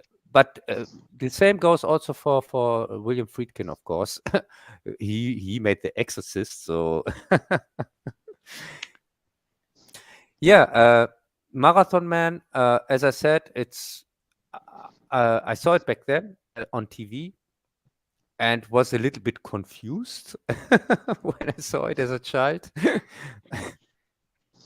Because I also didn't know what was going on with these diamonds and so on, and because this comes out at the end, but at first you just see this poor guy gets tortured the whole time and asked, "Is it safe or is it not safe?" Mhm. Well, He was interestingly, desperate to find. He was desperate to find his cache of diamonds. And Yeah, a little wasn't bit going of to happen. backstory on the making of the film. Laurence Olivier wasn't going to be able to be in the movie because he had been diagnosed with something that was supposed to kill him very shortly, and they weren't able to get insurance on him. And then they were able to work their way around that, and he ended up living many years longer. He was on the film with Dustin Hoffman, who is a method actor, which is a totally different way of acting. So I remember one of the stories was Dustin Hoffman was supposed to have been being tortured all night and all this stuff. So he came in and he looked like hell. And Laurence Olivier is like, this isn't professional. Why do you look like this? And he's like, no, I stayed up all night on purpose. I haven't eaten. I'm not drinking. This is my method. This is my method. And Laurence Olivier said, well, that's not acting. Mhm. yeah, And, he's and right. it's right. It summed it up. I thought that was a good little story. And between Jaws, Marathon Man, The Sorcerer, and what wasn't Popeye Doyle or something. Roy Scheider had some really good movies in the 70s. Yeah, but when we come to Sorcerer, I have a different opinion on the Sorcerer as on the Marathon Man. The Marathon Man is a classic, of course, but the Sorcerer isn't. And the reason for that we'll talk when we come to the Sorcerer. Well, we'll just jump to it, unless you got something else to say about Marathon Man, Bazzil. No. Okay, let's go to the I Sorcerer. thought it was. I did like the movie though. It was actually very, very well written. Yeah, we've tried. I mean, We haven't really spoiled the movie too much, like we usually don't. But if you want to see a really good movie, I think we have all agreed, and that's rare, that Marathon Man is a really good movie with some good acting. And next one on the list that Bazzil also wanted us to talk about is Sorcerer. that he just watched recently. It's a William Friedkin movie. He's the guy who made The Exorcist and The French Connection. So he Yeah, was on a roll at the time. Oh, go ahead, Cub. What do you think about it? but The Sorcerer is a complete different thing, because The Sorcerer is a remake. Is a remake of one of my all-time favorite movies ever. Isn't that Wages of Fear? The Wages of Fear. Yeah, The Yes. Wages of Fear is a absolute masterpiece when it comes to tense and Isn't that a French movie? yeah, it's a French movie. It is kind of the go-to when you want a scene that really grabs the audience, and where the audience really is really feeling the fear and the situation, what is going on the screen. Because when they drive these trucks with nitroglycerin through this Nitroglycerin. yeah, That's how this we'd say it in Texas. Nitroglycerin. yeah, nitroglycerin through these hills. It is on these damaged streets. This and they are glad to get the job. It's just a job, but this job also means that you can get killed, and not many people survive this trip. And it's just Well, in the Sorcerer, the only one who survived was Roy Scheider. And Yeah. as for dangerous jobs, I used to work blowouts, and I sat oil rigs as a H2S safety man and paramedic. So when you see Deepwater Horizon, where the rig blows up, that's the kind of stuff I used to do.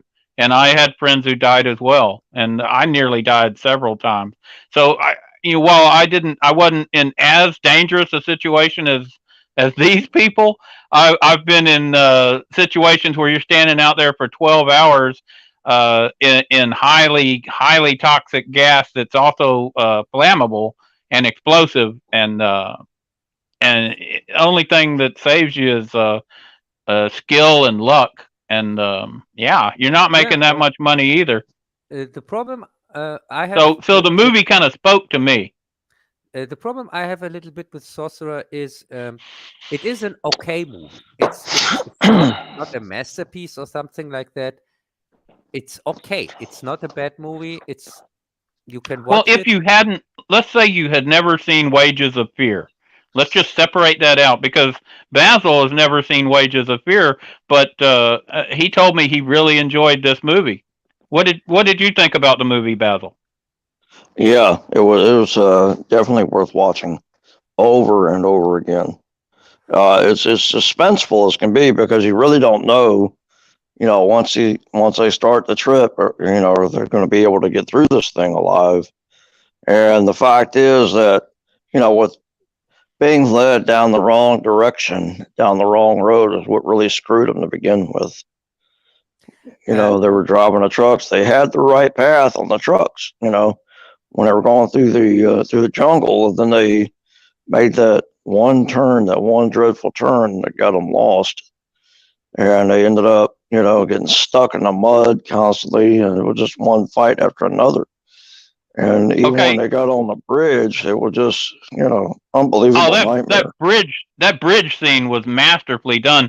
One of my other jobs that I probably hadn't mentioned is I used to drive a flatbed truck, 20 foot long, and I had hazmat license, so they would stack hazardous materials, sometimes explosives, on the back of my truck, and then I would have to drive down these terrible roads because they would send me to other states, up to Oklahoma, over to Louisiana, down to the Mexican border, and it was extremely dangerous. And so I also, because I've kind of experienced what that kind of driving is like, and when you have a load on the back of your truck like that, and you're driving through all these crazy things, and people in front of you just jam on their brakes for no reason, and you barely stop, and you could have been killed, and your load shifts, and you don't know if it's going to blow. It's not nitroglycerin, but highly dangerous materials. Yeah, Ah, but Wages of Fear is kind of for this kind of movie, or for this story. It is 2001. You can say. so how is Wages of Fear so much superior to Sorcerer? Because I haven't seen Wages of Fear, but I've seen Sorcerer, and I really like Sorcerer, and yeah, I think and Sorcerer is like 2010. I would say when you watch 2010, you say, yeah, this movie is okay. It's ironically, isn't Roy Scheider in 2010 as well? Yeah, he's in 2010 as well. And when you compare 2010 to 2001, there's no comparison. Oh, that's fair. Yeah, and the same. But what if you'd never seen 2001? You might really enjoy 2010. Yeah, you would say 2010. Yeah, it's kind of interesting. It's a good movie, you would say. But nobody. So what Cub is saying is, if you're going to watch these movies, watch Sorcerer first, so that you can enjoy that, and then watch Wages of Fear, and you'll see an even better movie. Would that sum up what you're saying, Cub? Yes, and they wouldn't contradict each other, because the stories are completely different. Because Wages of Fear doesn't play in the jungle; it plays in an African country. Oh, And it's more desert-like. It's but there are hills and bad streets and things like that. And I think it's a French colony or something like that where it plays. well, that would make sense. Algeria or something like that. I'll bet it is Algeria. Yeah, and you get Wages of Fear has also a real story, because Sorcerer is just this exciting part where they're directly. Yeah, especially the bridge crossing. I mean, where this guy is sitting on the bridge, directing the driver, in the truck, and which, how to drives avoid right these over it. giant gaps in the bridge. Yeah, Or the giant tree that they have to blow their way through in the middle of the forest. Yeah, in the Well, that part, but I'm talking about when they're on the bridge itself, where these giant gaps where the bridge is already starting to collapse. Oh my God. So they've got one guy sitting on the bridge in the center of the bridge, directing him, which way to move. And the bridge is swaying back and forth, and this big load is on the, on the truck, and, there's a blinding rainstorm. I have driven across bad bridges in bad rain with big loads on the back of my truck, and I didn't have nobody directing me. Yeah, but go ahead, Cub. In Sorcerer, you get only the part from the story, the exciting part, or seemingly exciting part, where they drive where they drive the nitroglycerin through the jungle.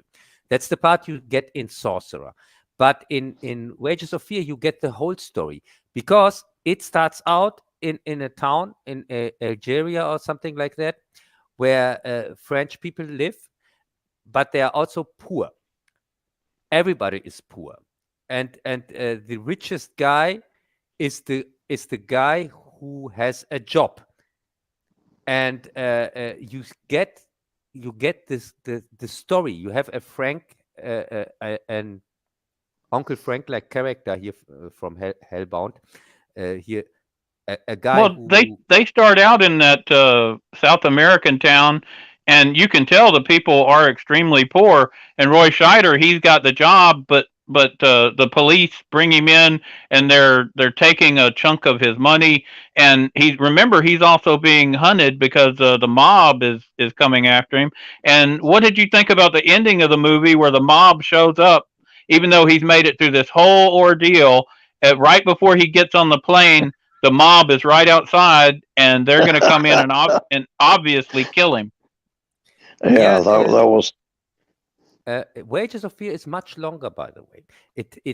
So what you're saying is 2.5 hours, and you get very much at the first hour. You really learn about the people, who they are, what their motivations are, and then there is this exciting chance of this job that brings you real money. And even the guy who already has a job and is normally he is made fun of this other character, this cool character, who drinks for free in the bar because he knows the waitress or something like that. No? But you get a character study in this movie, which is really awesome.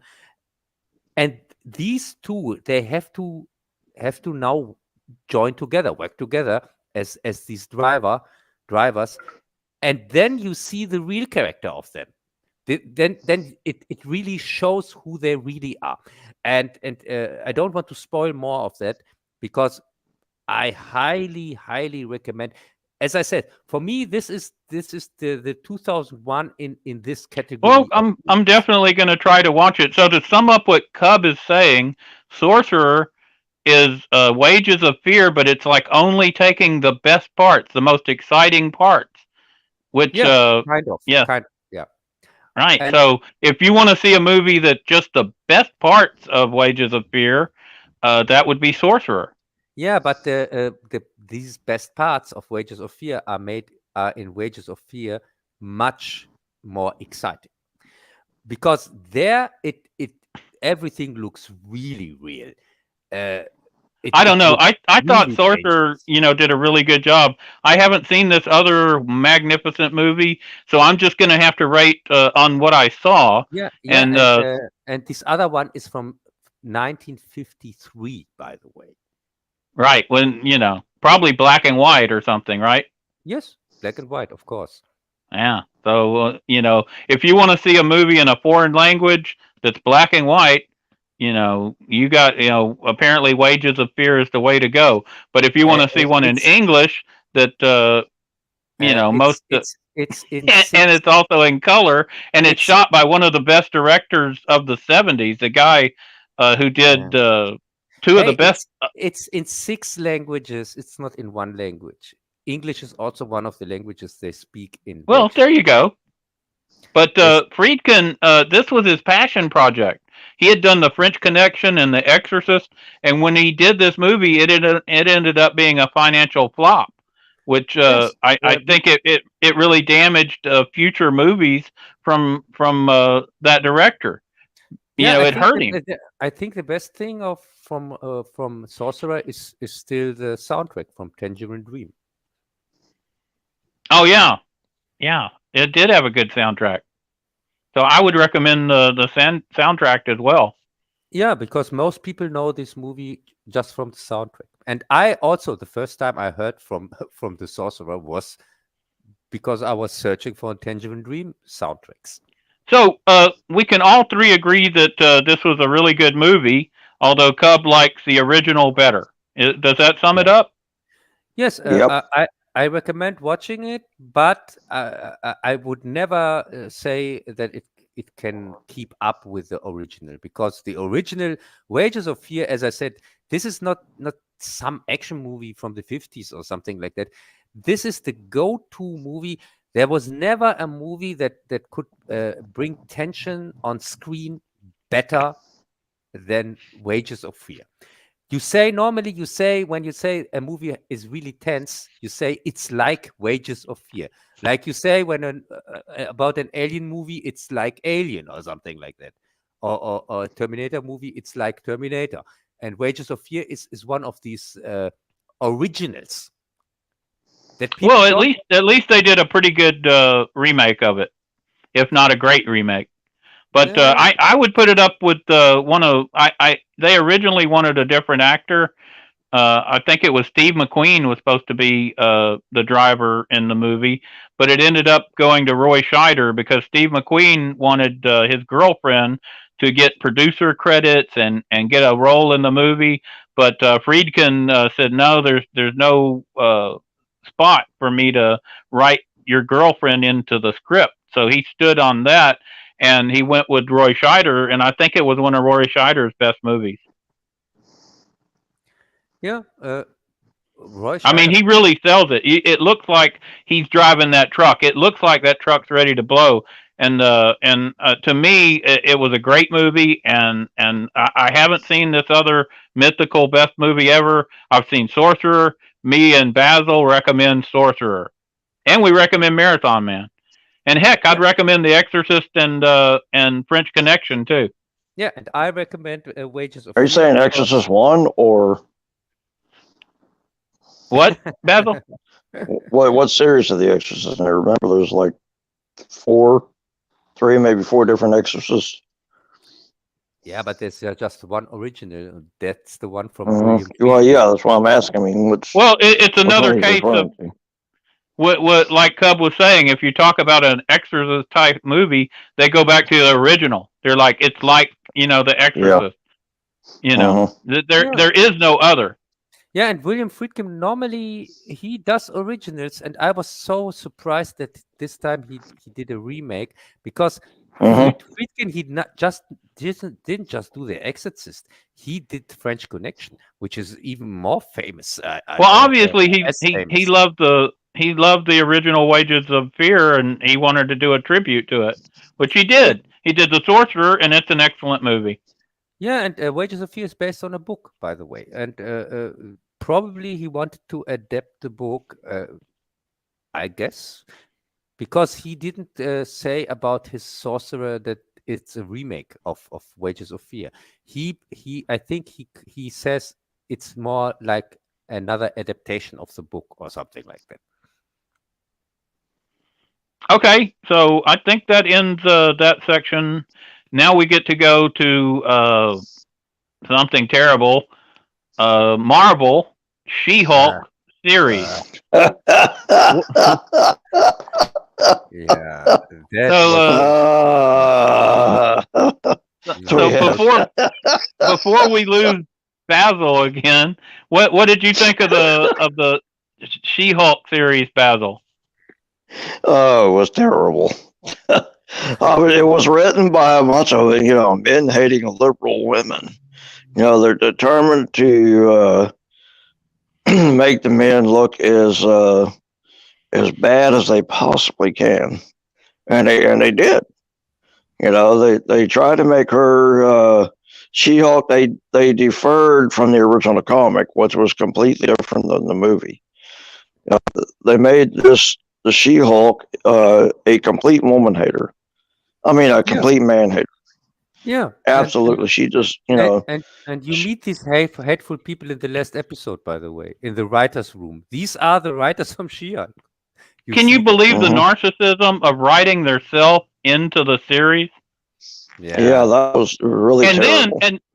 And not only that, but they write themselves in and they give themselves an out on why it's so bad. Oh, they blame Kevin. Obviously, they're referring to Kevin Feige, but Kevin in this case is a computer, and it's a male computer. So even though the writer's room is like 99% female, and they're all very proud that there's no males allowed to talk, to tell you how they write males, I've never in my life ever heard a man call a woman it.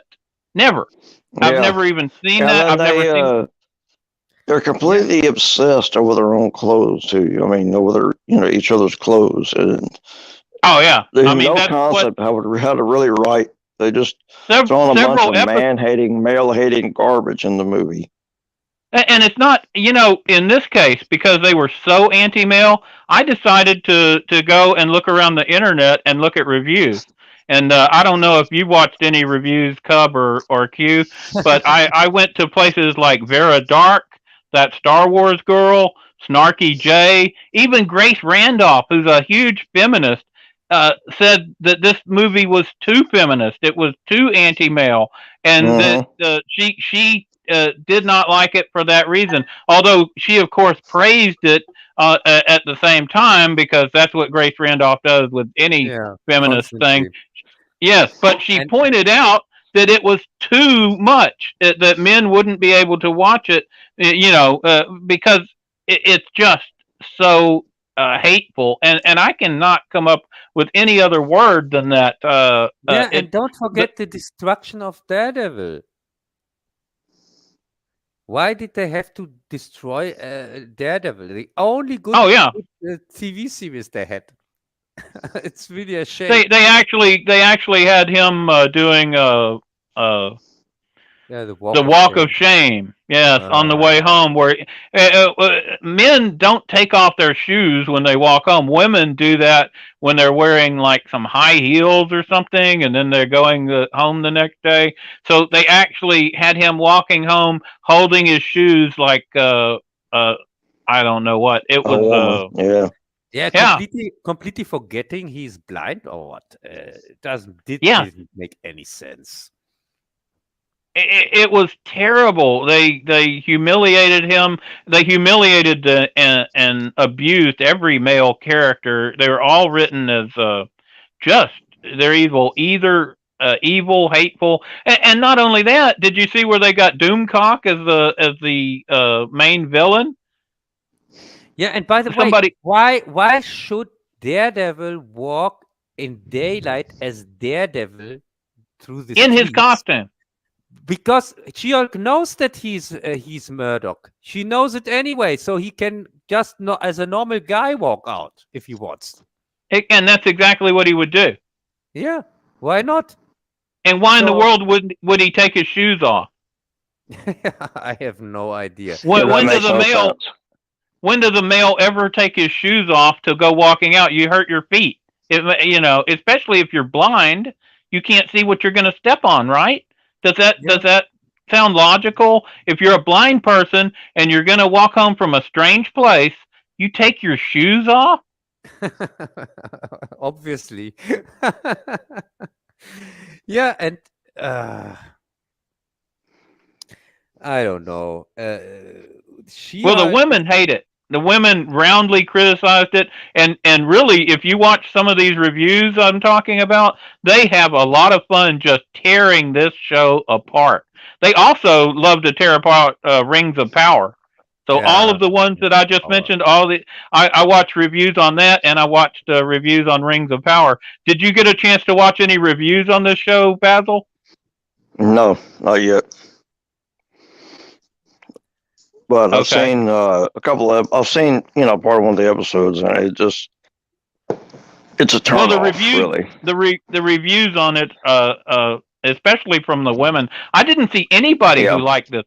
Nobody, and they just tear it apart. It doesn't look like it was well written. No, the writing is not well written. Hey, Greg, it was not made for you. No, that's true. Oh man, I need a clip of Jez saying that. And where is Jez? He's supposed to drop in and talk Halloween movie. Hopefully, Jez, if you're there, come in. So She-Hulk was crap, and thanks God it's over. The final episode put really the last nail in this coffin. I don't see a second season coming for She-Hulk. No way. Why should I think Bazzil got sick from talking about She-Hulk. Yeah, he'll be back. And the same goes for Rings of Power. Did you see it, by the way, Greg? I watched all of it. Yes, I did. Oh my God! So, what did you think? What do you think of Rings of Girl Power? Oh my God! So, initial impressions. This has nothing to do with Tolkien. It's an abomination. If I was to talk about stuff that I don't think other people have talked about, let's go to the mithril. How they've turned mithril into some sort of magic metal that keeps the elves from dying. It's ridiculous. You notice Bilbo and Frodo had a coat made of mithril. Mithril is light and strong and very valuable, but it's not some sort of magic mineral. It's the way like unobtainium or eternium or whatever. They grab onto these things and they make up a story that makes no sense. This whole thing a backstory, and also now this this tree of life is kind of It's dying. it's dying, and it has also something to do with the mithril. It isn't it? Right. And without the mithril, it can't survive. But it changes the whole. I mentioned that because that changes Tolkien's whole epic story. Because if you go back to the Silmarillion and beyond, the reason why the elf and the dwarf in the Lord of the Rings were them getting together and being friends was such a thing, because the elves and the dwarves had been at war for centuries and centuries, and they did not get along, and the dwarves had delved too deeply, being greedy for mithril, and they had unleashed the Balrog. Well, now the reason why the dwarves were destroyed is because of the elves, because they were trying to help the elves. That's why they were digging. That changes the story. And also, according to this story, the dwarves wanted the elves to all die. And that's not true either. That changes the story. You can't. That's huge. And also that this Hellbrand character is supposed to be Sauron, I think is also made up or not? Okay, so yeah, they made up that name, but Sauron did come. He came as an emissary of the Valor. He didn't come as a human. He didn't make the thing in 2 weeks or whatever. Do you know how long it took him to work his way in with the elves in the book? Can you guess? He did it in 2 weeks here. You know how long it actually took him? I have no idea. 90 years. It took 90 years. He did magic. He brought gifts. He obviously wasn't a human, because a human didn't have a long enough lifespan. And the elves were very disdainful of humans, so they would never. The fact that this supposed master smith doesn't know about mixing metals together and making alloys is the craziest, stupidest thing I've ever heard. Although, but maybe he is not a master with metals or something like that. Maybe he's a master for something else. Yeah, maybe. But he's the character that is supposed to be is the greatest metal worker of all time, and he doesn't know how to do anything. And you notice how even there they had to have Galadriel show up and say, "Oh, maybe you're trying to force the two metals together."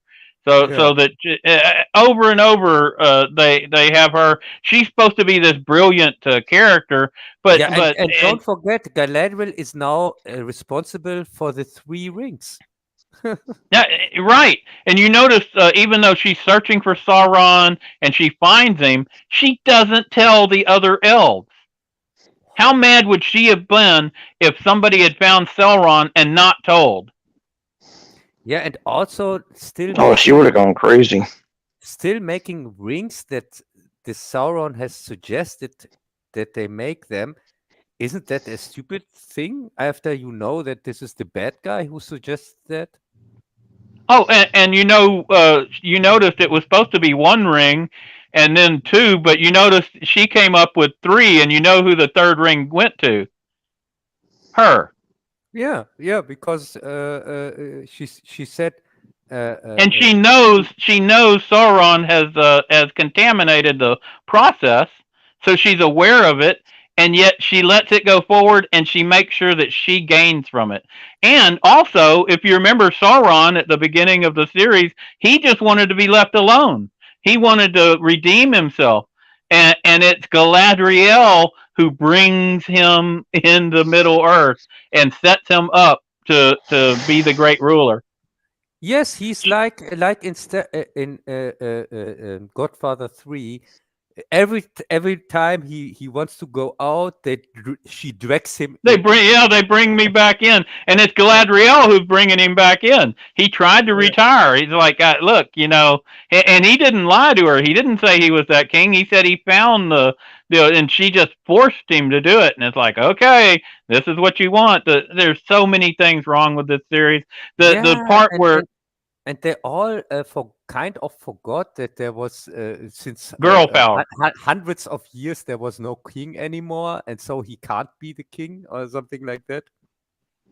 And tell me this: they're in a very small deal, right? A very small world compared to what we know, and she's been around for thousands of years. How come she doesn't know who the king was? How come she's so unaware of the king of the Southlands and his line being gone? She acts like this is all totally new to her. And look, they have libraries. She was able to find that out in less than an hour. And yet she's been around for 3,000 years and she never bothered to look at the library. What has she been doing all this time?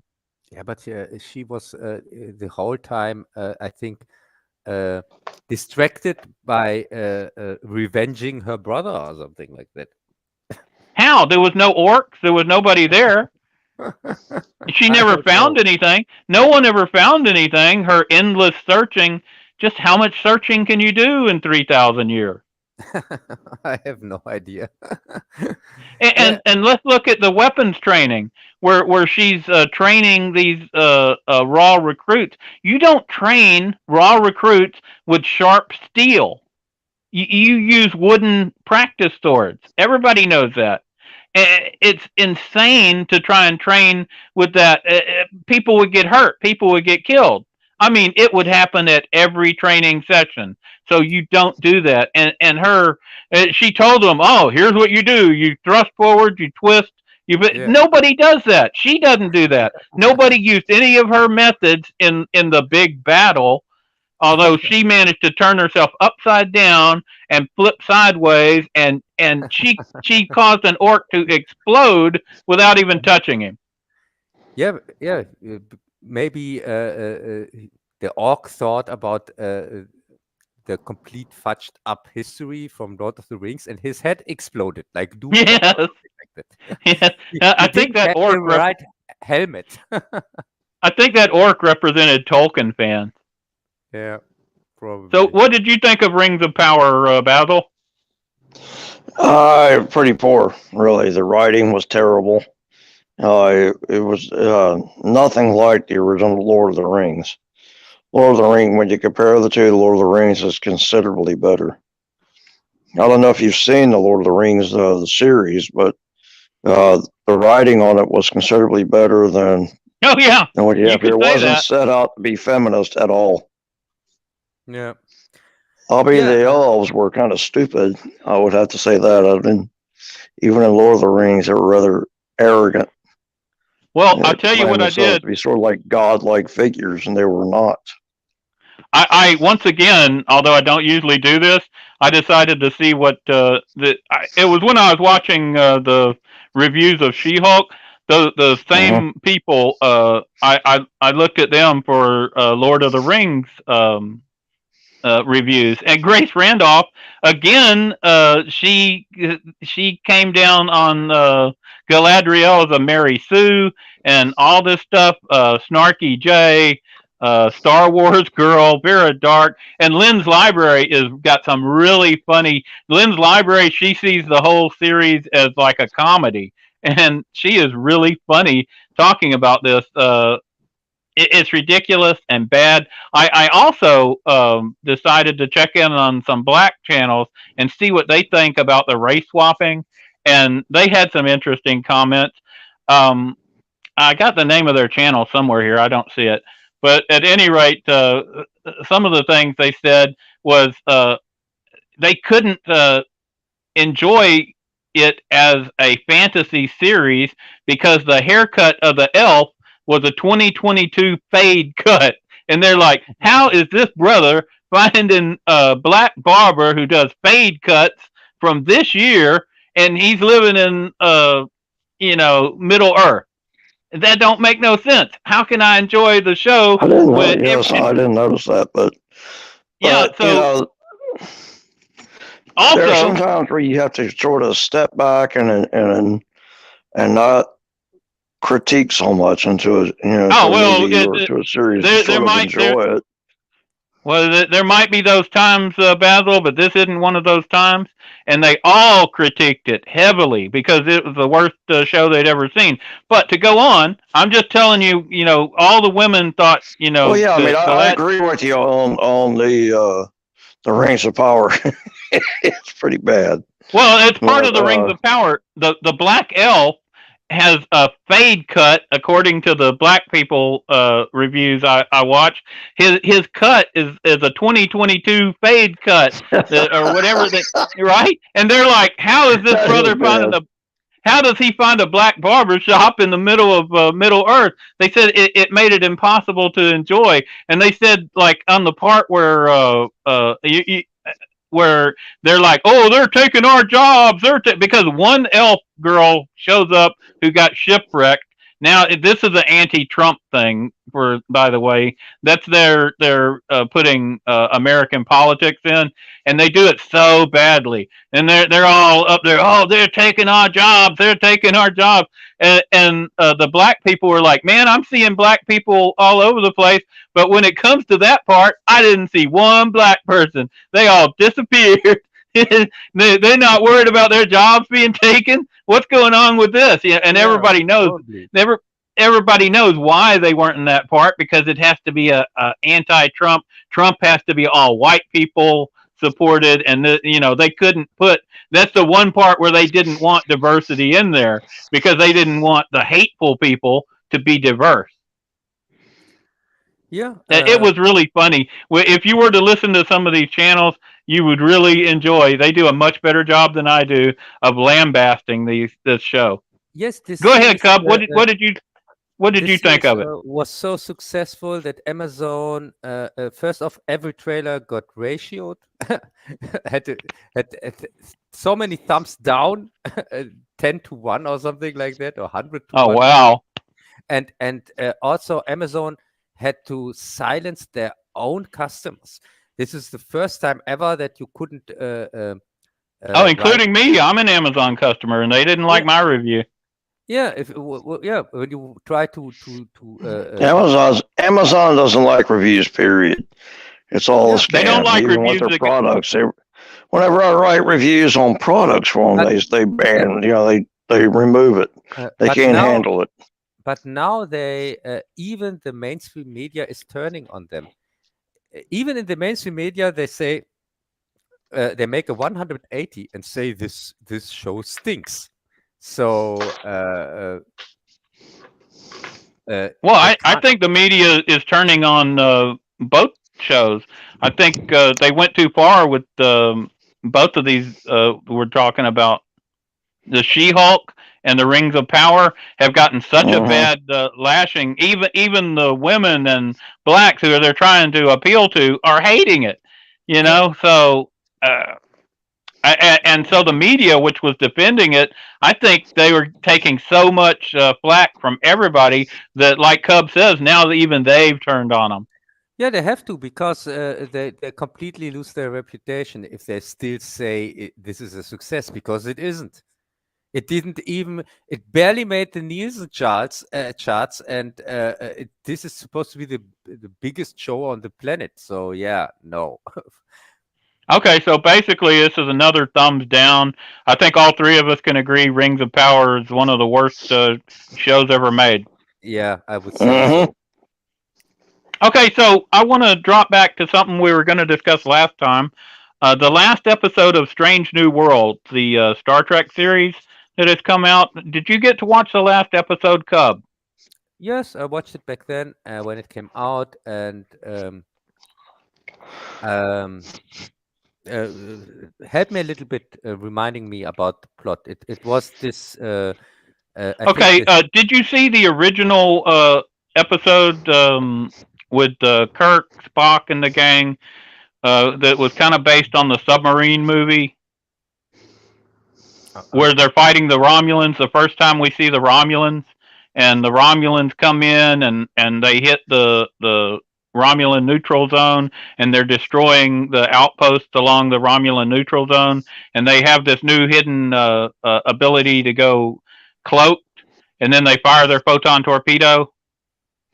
Yeah, probably. I've seen the old series. I've seen every episode. So this is an updated version of that episode, and the point of the series is in the new series, Pike was still in charge instead of Kirk.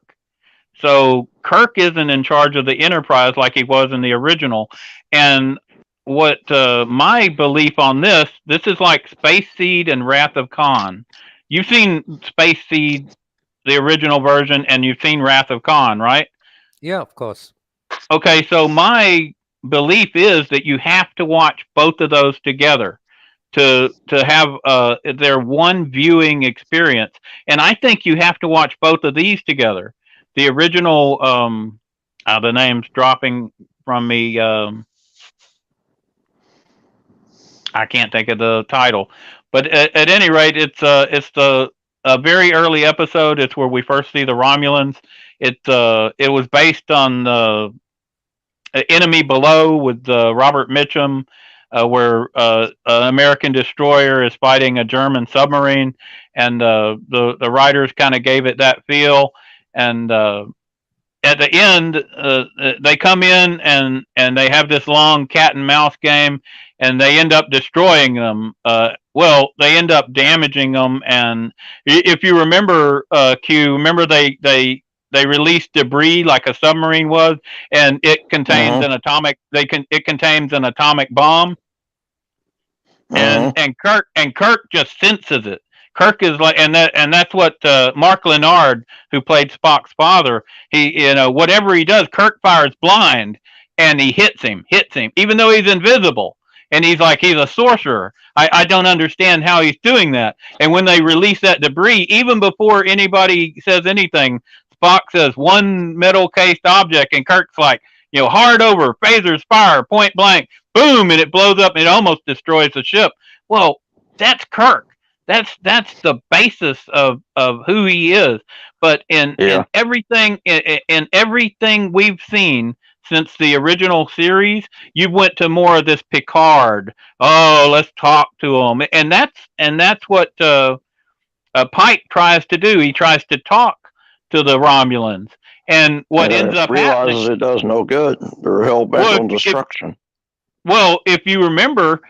In the remake, the modern one, the last episode, that gives the second in command of the Romulan vessel, who's a weasel in both episodes, the old and the new. He calls in the rest of the Romulan fleet, and it starts a war with Romulus that doesn't happen in the original episode, in the original series. The thing is, what I also didn't like with this episode was the setup in general, that it was connected again to this to his trauma, that he was traumatized through this vision that how he gets hurt in the future, and by trying to avoid that, he causes the Romulan War.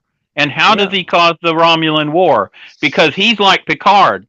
Because he's a guy who's going to talk and try to be peaceful when it's not a time to talk and try to be peaceful. If you remember what Spock says in both episodes, he says, no, we don't need to talk. We need to go to war. If these are related to my people, you need to destroy them, and you need to do it now. And Kirk listens to him, but Pike does not. Pike takes a more European approach, like Picard would.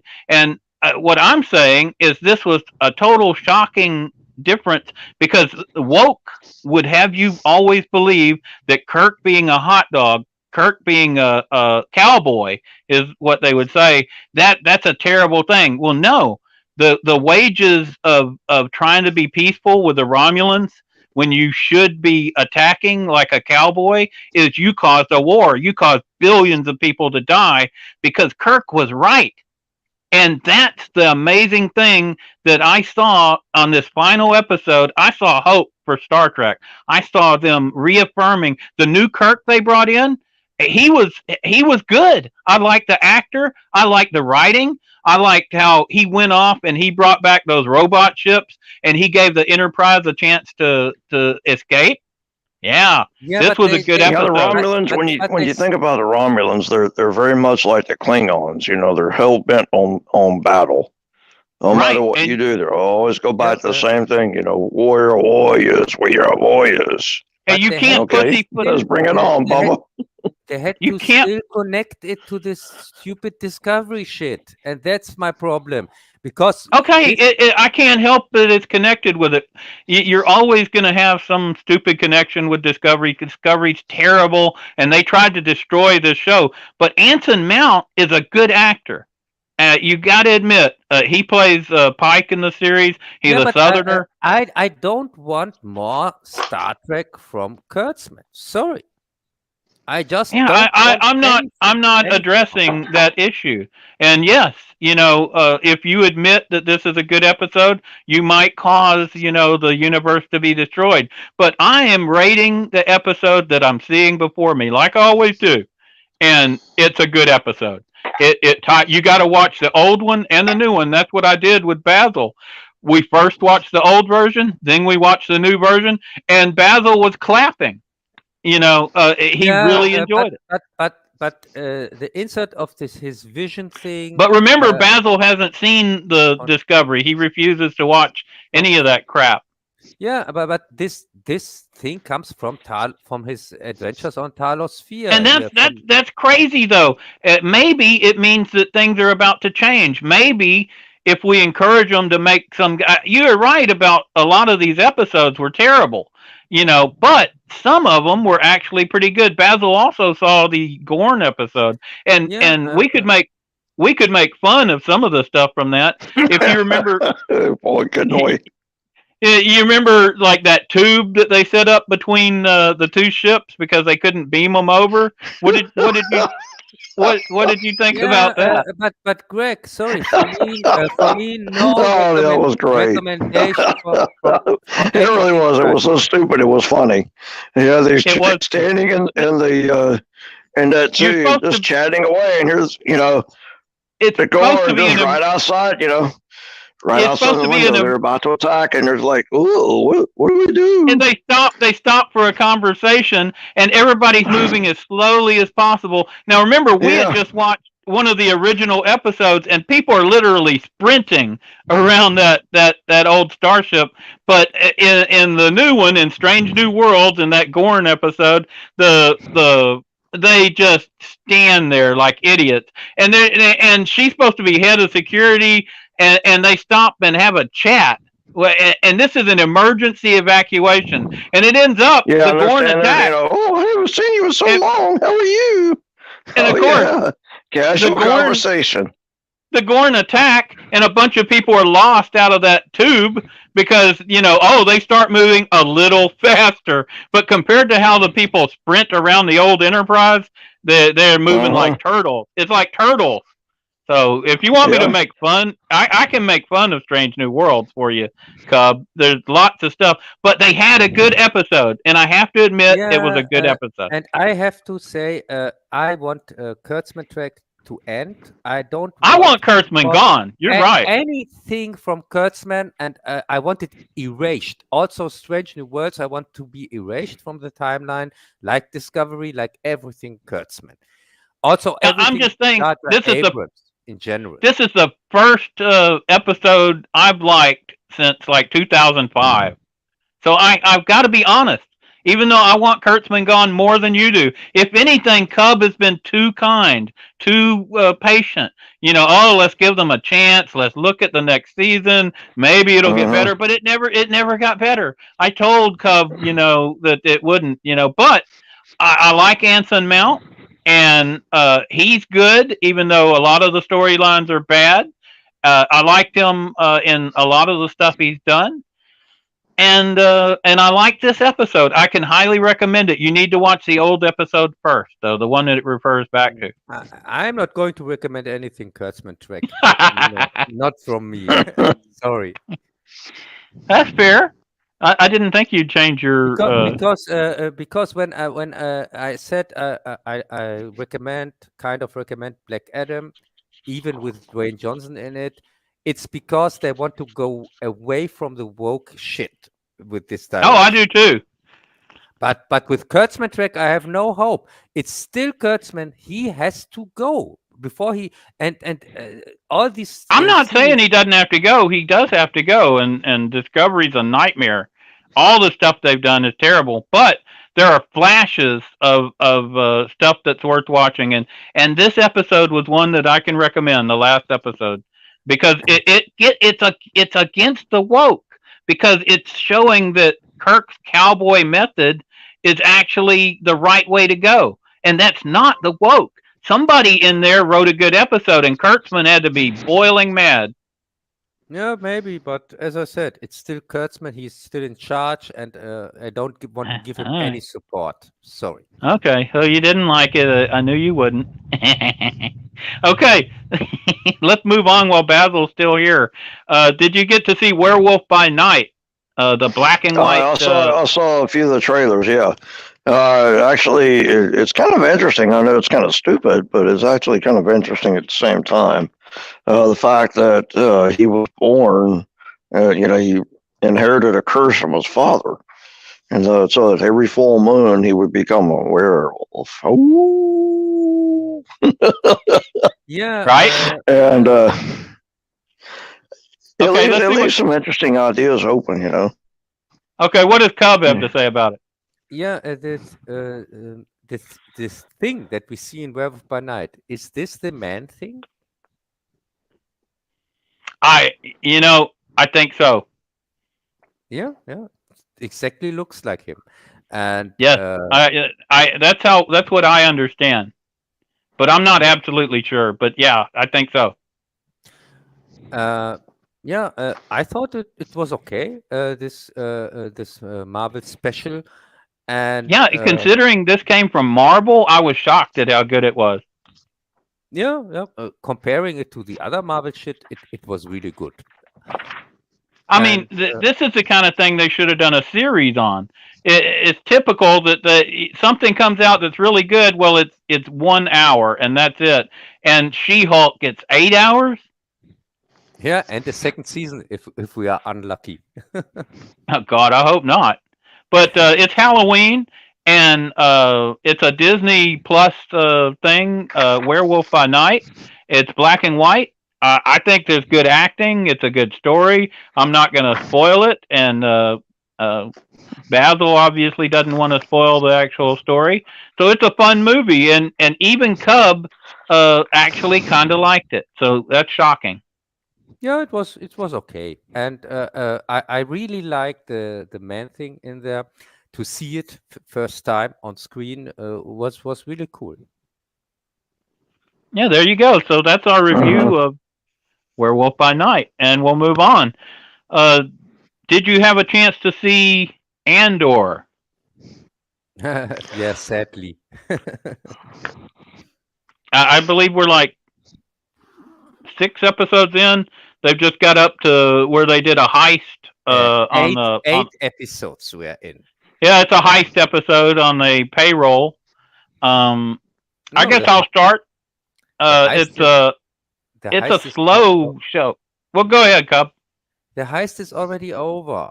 It was in the 6th episode, the heist. And now, in the 7th episode, Cassian got sentenced to 6 years prison. And in the 8 episodes, he's in prison. I haven't seen past the 6th episode. Yeah, but that's all what happens. There's nothing more. So, okay. Yeah, but what did you think of the reviews? It is very slow from what I heard on the reviews. It's a slow burn. Go ahead. But it does look like a good series, though. I mean, the reviews that I've seen are positive on it. Well, Maybe I tell you, you don't have things like the mods and the stuff that really takes, from Boba Fett, where they had those ridiculous biker gangs, and you don't have anything like, you don't have any stupid stuff that takes away from it. It's a dark and gritty world. You have murder investigations. It's slow as hell, but I would put it behind The Mandalorian, but above a lot of the other crap they've cranked out, which doesn't make it that good, but makes it better. And I was able to watch it, and it was okay. So there you go.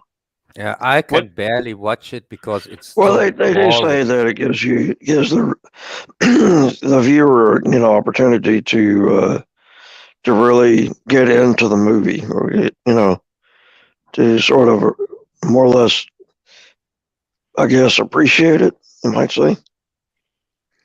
I guess so. What did you think, Cub? I can't stand Endor. It's too boring for me. I don't care for anything going on there because this is supposed to be Star Wars, and but for me, it's like everything after the original movies. It's for me not Star Wars. It's just a series about some people I don't care for. So if you wanted to take a nap, would it be good to watch to maybe help fall asleep? Yes, for that it's perfect. Like watching the British show I recommended to Bazzil that helps you sleep. Remember? Yeah, it's Truly perfect. good. The Brits go on, and before long, your eyes drop, and bam, you're asleep. Yeah, and with Endor we have 4 episodes to go. Oh God. Yeah, I'm glad when they are over. I can tell you. Yeah, When you well- see these British shows, there's only so much British accent I can take. It is So much amazing. British culture I could take. It's like, no wonder we split from the Brits. Hey, I by mean, the way, they've got an island the size of Louisiana, and they talk like 30 different accents. It's really weird. hey, did Uh-huh. anybody see Game of Thrones, by the way? Yeah. Oh, heck House of yeah! the I've Dragon. seen. You mean House of the Dragon? Yes, Yeah. I've watched the entire series. Yeah. How did you like the final? Hang on. Where Are we we got? done with Andor? Yeah, of course. Is there anything to What? say about Andor? So what do you think? Thumbs up or down on Andor, Cub? It's not Too boring. It's not a bad series. It is just. Okay, so I just don't reserve. care for it. Yeah, That's okay. all. So reserve judgment. I think it's watchable, but it is slow and it's kind of boring.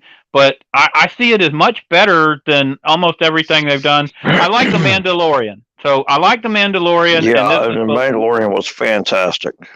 so this is below The Mandalorian. Mandalorian's kind of a Western set in space.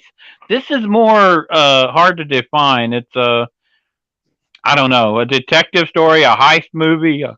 I don't know. I don't know what it is. I'm going to give y'all a final judgment when I see the final 4 episodes. But it's time to move on. Cub wants to talk about House of the Dragon. And we had seen the original couple of episodes in the last stream. We talked about the opening, but now we've got to see the entire series. And what did you think about the series, Cub? Yeah, I thought it's good. I surprisingly good. I liked almost every episode, besides episode 9. That was a little bit stupid, but the You liked final. almost every episode, is that right? Did you Yeah. hear that, Bazzil? Yeah, that's Shocking. strange. Shocking, yeah. There you go. Okay, go ahead, Cub. I just couldn't believe my ears. Yeah, and in the final episode, we get a kind of Top Gun with dragons in the last minutes, which was kind of fun. And I'm really looking forward to season 2 because they kept enough unanswered that you can look forward to the second season. The reaction of this death of one of I think here the son of yeah, her son dying like he did, getting eaten by the giant dragon. That was kind of shocking. You know, when they recommended they were going to send ravens, and he was like, "No, let's send the dragons." I was like, "Man, that might not be a good idea." And sure enough, it was a trap. They were waiting on him. Yeah, it was really stupid, and but that's how this story goes, and it's clear that we get now a kind of civil war in the next season, which I'm looking forward to. This seems like a well-made series till now. You know, what I thought, one of the interesting things, what did you think about how they did the time jump of 10 years and then another 6 years? I thought that was an interesting choice. And I think that moved the story ahead in ways that you wouldn't see. This is moving far faster than Game of Thrones. And I think it's better writing. You know, they have already written the ending to this. They did not start this out like the other one did with no way to end it. They know how it's going to end, and they're writing towards that ending. They wrote the ending, and then they worked their way back, which is how you're supposed to do it. And it's an excellent series. The time jump took me totally by surprise, and then the second time jump, but that brings in so much more story element. The very first we saw the brother and sister, and then she ended up getting to be the heir instead of the brother. So I thought it was going to be a battle between those two. But then they're incestuous and they end up getting married. And it took so many twists and turns. And it was so interesting and well acted that I would give this one of my highest recommendations. I'm going to say 5 dragons up out of 5. Hey, and by the way, winter is coming. It came here to Germany yesterday or tonight, and we had also a time jump. Now we are on winter time, by the way, since today. Oh, well, there you go. That's your. I bet they're gonna. What is it? Fall back and spring forward. So time jump back for y'all today. Yeah, time jumped back, and so we have now here 11 o'clock, but normally we would have 12 o'clock, but now it's still 11. So so it's earlier. Yeah, ours is coming up pretty soon. I think next week, if I'm not mistaken. Yeah. What's that? Oh, Our yeah, daylight savings time will be coming up pretty soon too. I think next week. Yeah, we call that daylight savings time over here, Cub. Yeah, it's stupid, but as I said, we have now winter time here in Germany, and but I'm tired. But I'm still tired as hell because it feels even though it's earlier. Yeah, even though it's earlier, but I'm so tired. It's psychological because you cannot. They say, "Oh, we're gonna create more daylight." You can't create daylight. You can't create more darkness. There you go, Cub. It's psychological. It's all in your mind. Psychological about moving the clock 1 hour here, 1 hour there. It's stupid. Yeah, I know. Yeah, so much for Game of Thrones. What's next on the list, Greg? Okay, Sandman, episode 11. It stands alone from the rest. We covered the first 10 episodes, but the final episode has Dreams of a Thousand Cats and Calliope, who's the ex-wife of Sandman. Did you get a chance to see that, Cub? Yeah, of course.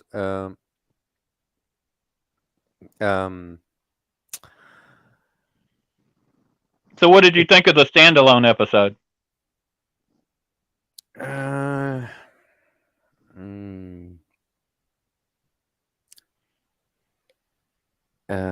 It was where these cats supposedly were ruling the world back then, and then the humans grow bigger. Yeah, 1,000 humans decided to dream that they would grow bigger and make the cats their servants, and that's Yeah. how we got this reality. So the cats are trying to get together and get 1,000 of them, but the problem is, like the one cat says, it's hard to get 1,000 cats to do anything. Yeah. And it is kind of interesting because if you've owned pets like a cat, you can see that when they sleep, they are dreaming. Their paws move and stuff. So I guess that it's something we share with them, which is an interesting thing to write a story about. It was an interesting story. It was good, and it was animated compared to the live action. And then the second part of it was Calliope, I think. She's the muse who was captured by a writer and forced to, give him story ideas. Yeah. And And then and if forced by and we don't get that really how she gets forced. Well, they said that she, in her explanation, she said that she set her scroll in the temple, and I guess because that's what she's supposed to do, and then he showed no, up. I don't mean that. I mean how the force is taking force. That's what I mean. That's Yeah, what I that they didn't explain. yeah, because we kind of get a hint on that, but yeah, that it's yeah. It was okay. I wouldn't say it was great, but I think that would be an interesting way to go, is doing a kind of anthology type deal where you have several of those little shows. It might have been better if they did like one more episode with two or three. If you had like four of them total, if they'd made like 2 episodes with 5 total stories, I think that would have helped the series. Yeah. For me, the series was not very interesting. This last episode, yes, was okay, but that's it. Did you get a chance to see it, Basil? Not just yet. Okay, well, I guess you can tell us what you think next time. I will be watching it though. Okay, so did anybody get to see the Wednesday Addams trailer? Oh yeah. Yeah, Oh of course. yeah. Okay, what did you That think of was the Wednesday? really interesting. So Wednesday ends up. Go ahead, Basil. Yeah, it's they want to make you think that Wednesday is actually, sort of hallucinating this stuff. But, I give Stanley Kubrick, kudos here. He's a master of writing, and you're talking about. Oh, hang on. You're talking about the Wendy theory from The Shining. Okay, okay. I'll step back on that then. Well, that's the only two things we have left is the Wednesday Addams trailer and Wendy theory. Go ahead with your thing on the Wendy theory. We had talked about that from The Shining. Remember, Cub?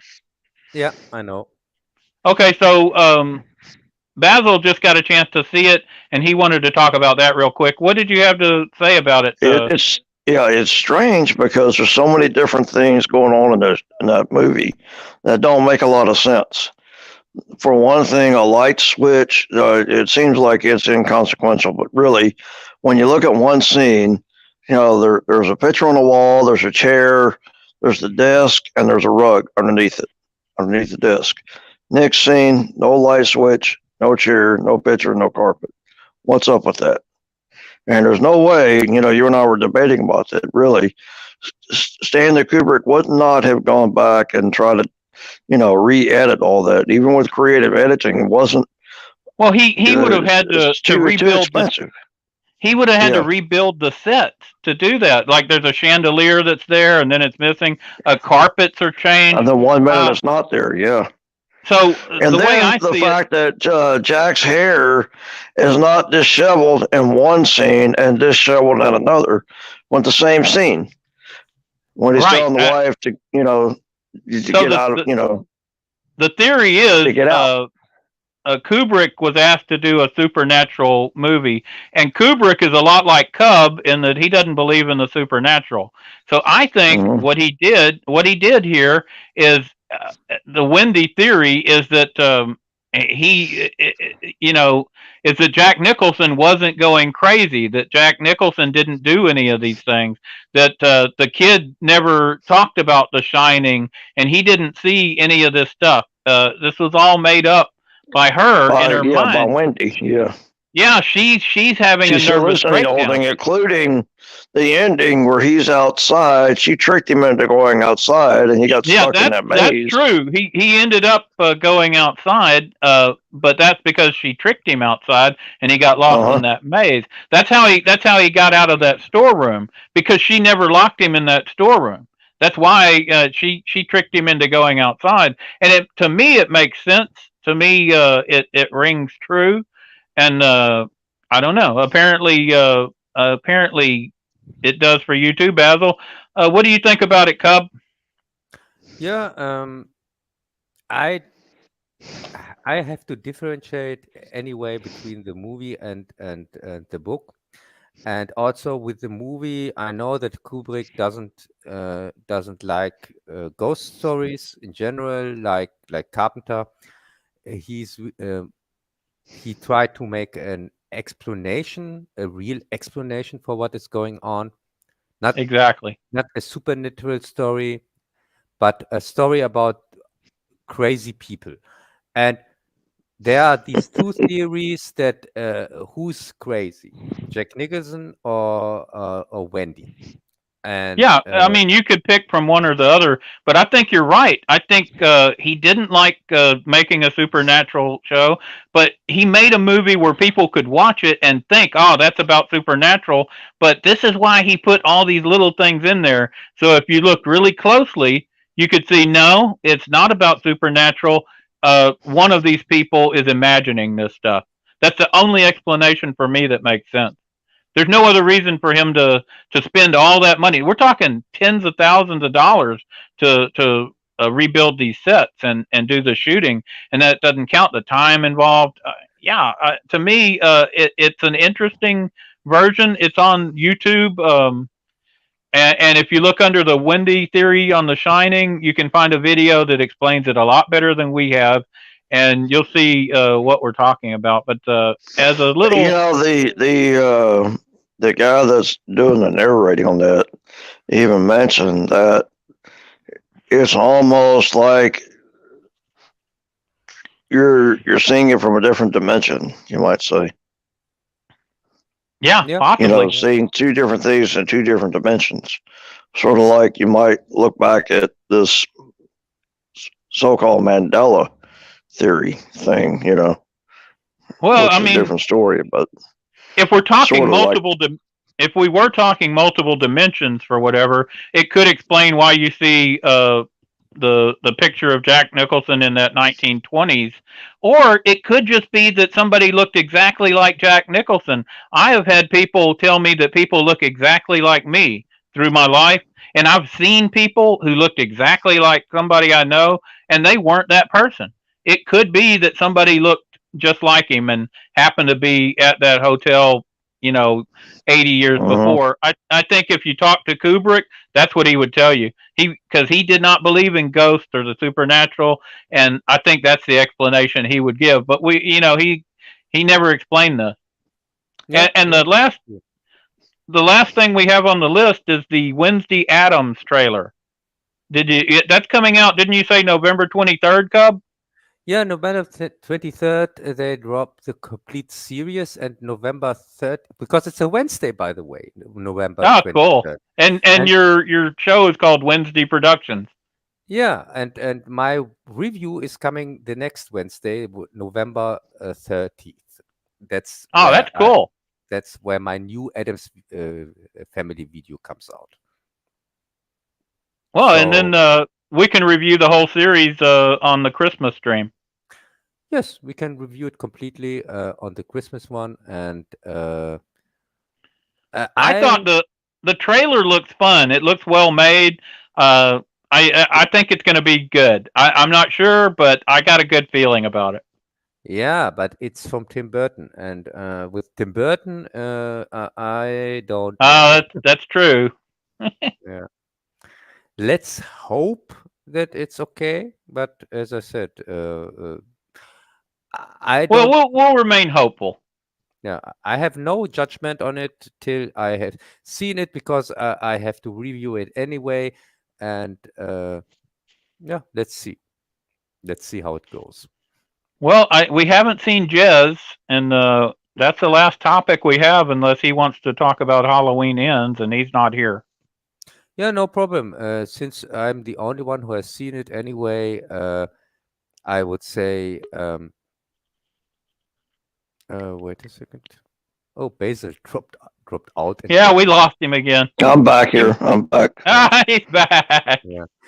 Good going, Bazzil. Minor technicals. I would say we can keep this one short, this stream, because I'm really tired because of this time. Whatever. Well, we covered all our topics too. Yeah, cool, nice. So I mean, the stream goes as long as the stream goes, you know. Yeah. And so I would say, is there anything else we should talk about, or should we? No, that was it. That's every topic we had talked about. Every one we planned. Yeah, cool. So thanks to the guests, Greg and Bazzil. Nice you could make it today, and thanks to the audience, to chat, who listened to us these 3 hours. And I would say we see next time we are streaming is on it's the last Sunday in this year. Yeah, it's our Christmas stream. Happy Halloween, everybody. Say happy Halloween, Bazzil. Happy Halloween, gang. Watch out for the dragons. You never know where they're going to be. Yeah, bye.